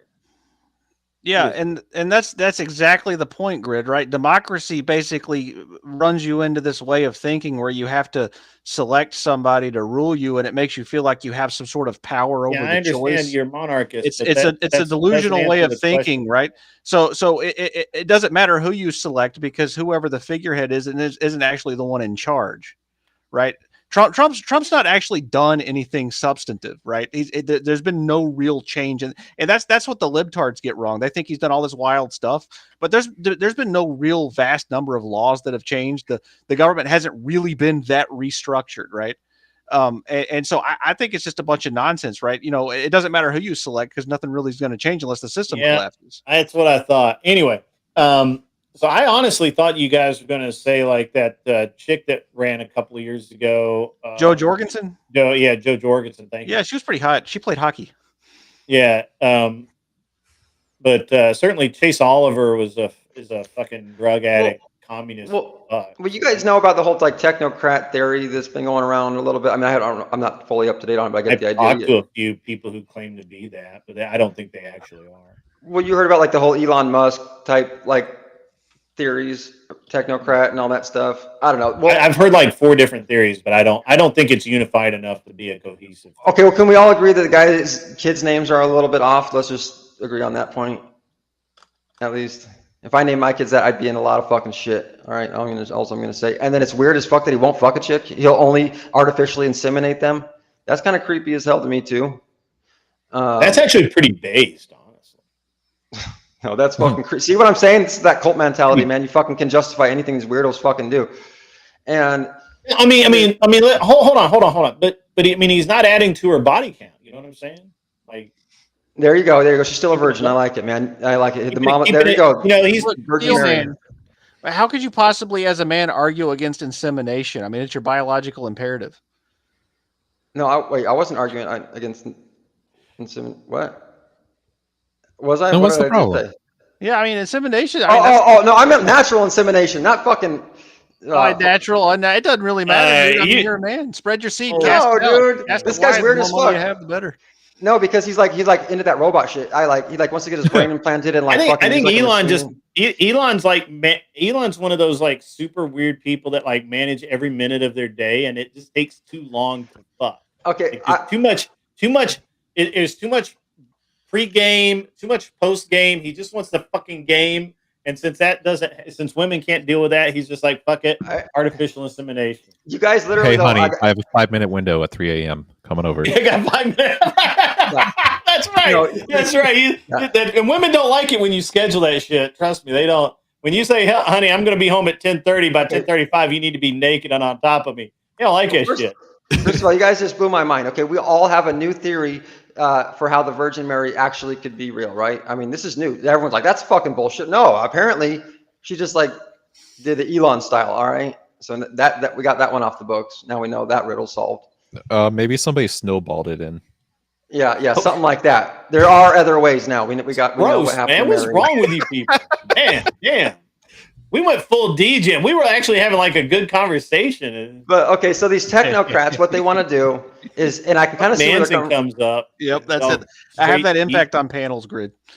Okay, so what they want to do is this is theory, right? Is that they kind of like see the technology as like moving far surpassing like where humans are right now. Like in their eyes, basically, there's a bunch of dumb people who are going to be left behind the curve of technology, right? And they don't want to fucking deal with their shit. They want to like move on and have like their own society where they can like have everything built by their robots and like I don't know I don't know the whole theory, but the idea is that they don't want to do this democracy bullshit either. That you guys like, they're kind of like Chairman of the Board is saying. They're theocrats, where they don't believe in this idea of democracy. They believe that the people who create the technology, these elites, the billionaires, and all this stuff. I'm just trying to throwing the theory out there. I'm not trying to say it biased. That they should be in control, like autocratic. What you're talking about. Something like that. Then that they should be in control, and then that's the whole theory that Elon has, and then that apparently he's like grooming Trump, or Trump's in on it, and like their idea is like usurp this. Oh my God! Well, hold on. Are you into gematria? No, no, I'm not. And I think somebody said that the other day. I was like, Speakeasy said that, but he misunderstood. No, that's not me. Okay. By the way. I don't. The thing is that Elon hasn't really been like secretive on his like ideas and thoughts. Like, he has genuine concern that the Earth and the humanity is just going to implode on itself, and that's the reason why he has SpaceX, so he could be like where we could make a base on Mars and have a civilization over there. He's investing in green energy because he feels he has a hero complex to be the savior of the Earth. He's read Heinlein too many times. Oh, have you guys heard about the? Okay, and have you guys heard about that book or whatever about like Elon? Yeah, you're talking about the book that Werner von Braun wrote that was a futuristic science fiction where he said some guy named Elon would be doing something on Mars. Yeah, that's a bunch of weird stuff. Von Braun was a cool guy though. Wait, yeah, what? man, there's so many weird connections to all that. Von Braun, the rocket scientist that built Huntsville the way it is now. Yeah, that the one that worked directly with Disney. Yeah, before he fucking literal fascist Nazi who only escaped so that he didn't get killed in the final battle. Yeah, and then worked with. Go ahead. Well, I just wanted to point out that he worked with Disney. You can pull up Disney, shaking hands with him. They worked together, and then he went to Antarctica. Then went and did the moon landing. Came out, and all the moon rocks were also found in Antarctica. So I want to point that out. The same guy who worked with Disney worked with the moon landing. NASA. Are you building an argument against us having gone on the moon? Because you people are hilarious. Is that what you're doing right now? Okay, let's just have this chat for a second, Chairman. This argument. Let's just have this chat for a second, Chairman. I would love to have this in good faith chat with you for a second. Oh man, I've done this so many times. I don't think I'm not going to come out with anything crazy. I just want to have. I think I'm just going to laugh at you. To be No, honest. no. I just okay, but no. Let's have it. You seemed reasonable for a little bit. I just want to see what you think about my take on some of this for a second. My first take is this: in order to see where you stand, because maybe you are already in agreement. Do you actually think that the footage that was aired allegedly live, the first moon landing footage, was actually really the first moon landing, and it was actually aired live? Are you accepting that?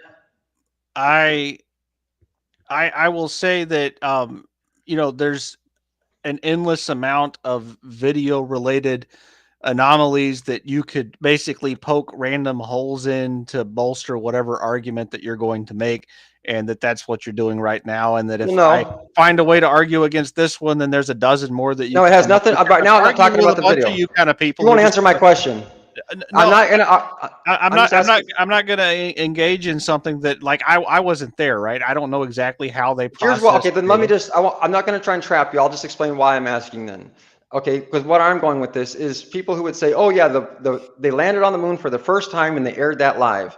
Well, I would say, as someone who basically I would consider has common sense and sort of a basic understanding of government, you don't air the first moon landing footage live. I don't care. It's something called top secret. You know what I'm saying? If they landed on the moon and that wasn't fucking top secret, then they should we got a problem, right? Houston, we got a fucking problem. What the fuck? You don't do that. That's not top secret. They literally announced we're going to the moon months. Yeah, it was a and they gave a blank check. Yeah, don't you think that it would be a point of national security more than national pride, though? No. Not at all. So that's where I'm going with it. I think that if we were to go to the moon, that the military would go there and they would look and establish things before they just sent up the fucking 9 News. That's all I'm saying, That's my first point. The whole point was to create propaganda so that we were beating the Ruskies, right? I mean, the whole point was to broadcast it and then send the Ruskies our telemetry so that they would confirm it real time, which the Ruskies did. Yeah, well, and I was going to say, which we could get into this. I'm not buying the whole Cold War bullshit either. These guys work in secret societies. They who benefited from the Cold War? Hold on. Dude, did you just say secret societies? I was really taking you seriously. Okay. Why don't you, Grid? Let me pull up the video of George W. Bush, when he's running against John Kerry, and he's being asked. The guy says, "Aren't you and John Kerry both members of Skull and Bones, and you're running against each other?" George Bush says, "Yeah, we are." And the Bohemian Grove. And then they asked John Kerry, "Are you a member of the secret society Skull and Bones, and you're running against Bush, who's also a member?" And he says, "Yeah." You think I'm fucking lying? I'll pull up the video right now. That's a really poor secret society. And they ask him, "Well, can you tell us anything about it?" And he says, "No, it's too secret to talk about." Well, Steelman, you want to watch the video? What's more likely, that there's one secret society, or that there's probably hundreds of secret societies that are ruling the Earth and infighting with each other? What's more likely, that there's hundreds of secret societies? That there's hundreds. I'll answer your question if you answer mine. I'll answer yours. What's more likely is that there might be hundreds of secret societies, many of them small, and a few at the very top echelon, such as the Freemasons, the Jays, the Catholics. These secret societies that are competing against each other in the global arena. I can agree with that. So let me tell you this, Steelman, because of where I live and the fact that my father worked for NASA, I've known the people who came over the Alps in Operation Paperclip and talked to them in person before they passed away. I went to school with their grandchildren. I know the people who built all this stuff. My grandfather worked on the Arsenal with Werner von Braun when he was there. Right. So these people are real to me. It's not just some pie in the sky thing. You met No, I never met Werner von Braun, but some of the other people that came over in Operation Paperclip with him, some of the other Nazi scientists. I've actually met a few of the people running the communication stations in Houston. They're retired and they're running a lot of the semiconductor and circuit board fabs here in Austin. Okay, so you bring up a lot of good points, but one of the things that you mentioned is, yes, there were a lot of Nazis brought in through Operation Paperclip, and remember that a lot of propaganda was created in Nazi Germany. Well, no, I've seen the work papers that were used to design the Saturn V rocket, because I was a part of the donation process for vetting all of that for people who were getting their deceased spouse's work papers sent into the museum, right? So I've actually seen the documents myself that were used to create the rocket that went to the moon, right? So it's not something that's like imaginary that was just made in a museum or made in a studio, right? It's a real thing. There's real evidence that exists that support the fact that this rocket actually went to the moon. They're real human like action. Yeah, I'm sure they drew up some documents and all that stuff. You know, if you watch the video, the equipment still exists. I mean, let's talk about that. The original footage that doesn't exist anymore, you know, because it was erased. I'm talking about the equipment, like all the. Right, but I'm talking about another sort of interesting anomaly is how the original moon landing footage that was stored by NASA was actually erased over by NASA. Yeah, but then it was also a engineer revealed that he had a copy, and that has been uploaded in 4K on YouTube since like the past year. Yeah, it's been like remastered or whatever, so they could fucking blur out all the fucking original problems with the original footage. No, the original footage was destroyed. No, these are just engineers that worked on a government project. When the government project was in, the government was just like, "Oh, let's just throw this all away," and the engineers like, "Don't throw it away," and they would steal it. They would still bring it home, the and original they moon kept landing footage. I'm talking about the patterns of an engineer. Even if you want to go with the soundstage and Hollywood theory, the thing that always gets me that everyone kind of glosses over and ignores is the mirrors that are still on the moon. Oh, well, the thing is, there's no science behind that. Like, no one's able to actually. Everyone says that, and everyone who says that has never actually seen them or used them. And I've got an even better one to this day. Yeah, they're still there. I have heard though that they were actually using that so-called mirror method before we even went there. So I'll have to look into it. How many people worked on the space program and all the incremental steps over the decade that it took from the time that it was launched until we landed on the moon? How many people were involved, both private contractors as well as NASA? Let's discuss all that for a second. 400,000 people. Well, actually, you guys are going to have to go discuss it somewhere else because it's 11 o'clock. I have to be up at 5 in the morning. So fuck all y'all. You got to go. Steelman, it's been cool, man. I like arguing with people. You definitely brought some spice to the show, Steelman. So thanks for joining. Thanks for having me, man. Good to see y'all. You got to change your name to Strawman, though, man. You Strawman like every fucking argument. It's cool. Ladies and gentlemen, it is the end of the show. I'm going to send you over to Andrew. He's doing an invasion on TikTok or some shit. It's going to be fun. You guys have a great rest of your night. I gotta go shoot some shotgun stuff in the morning. It's gonna be cool. In the meantime, you guys have fun. Be cool. Wear glasses if you need them. And fuck off my lawn. It's late, man. You gotta get out of here. Go away.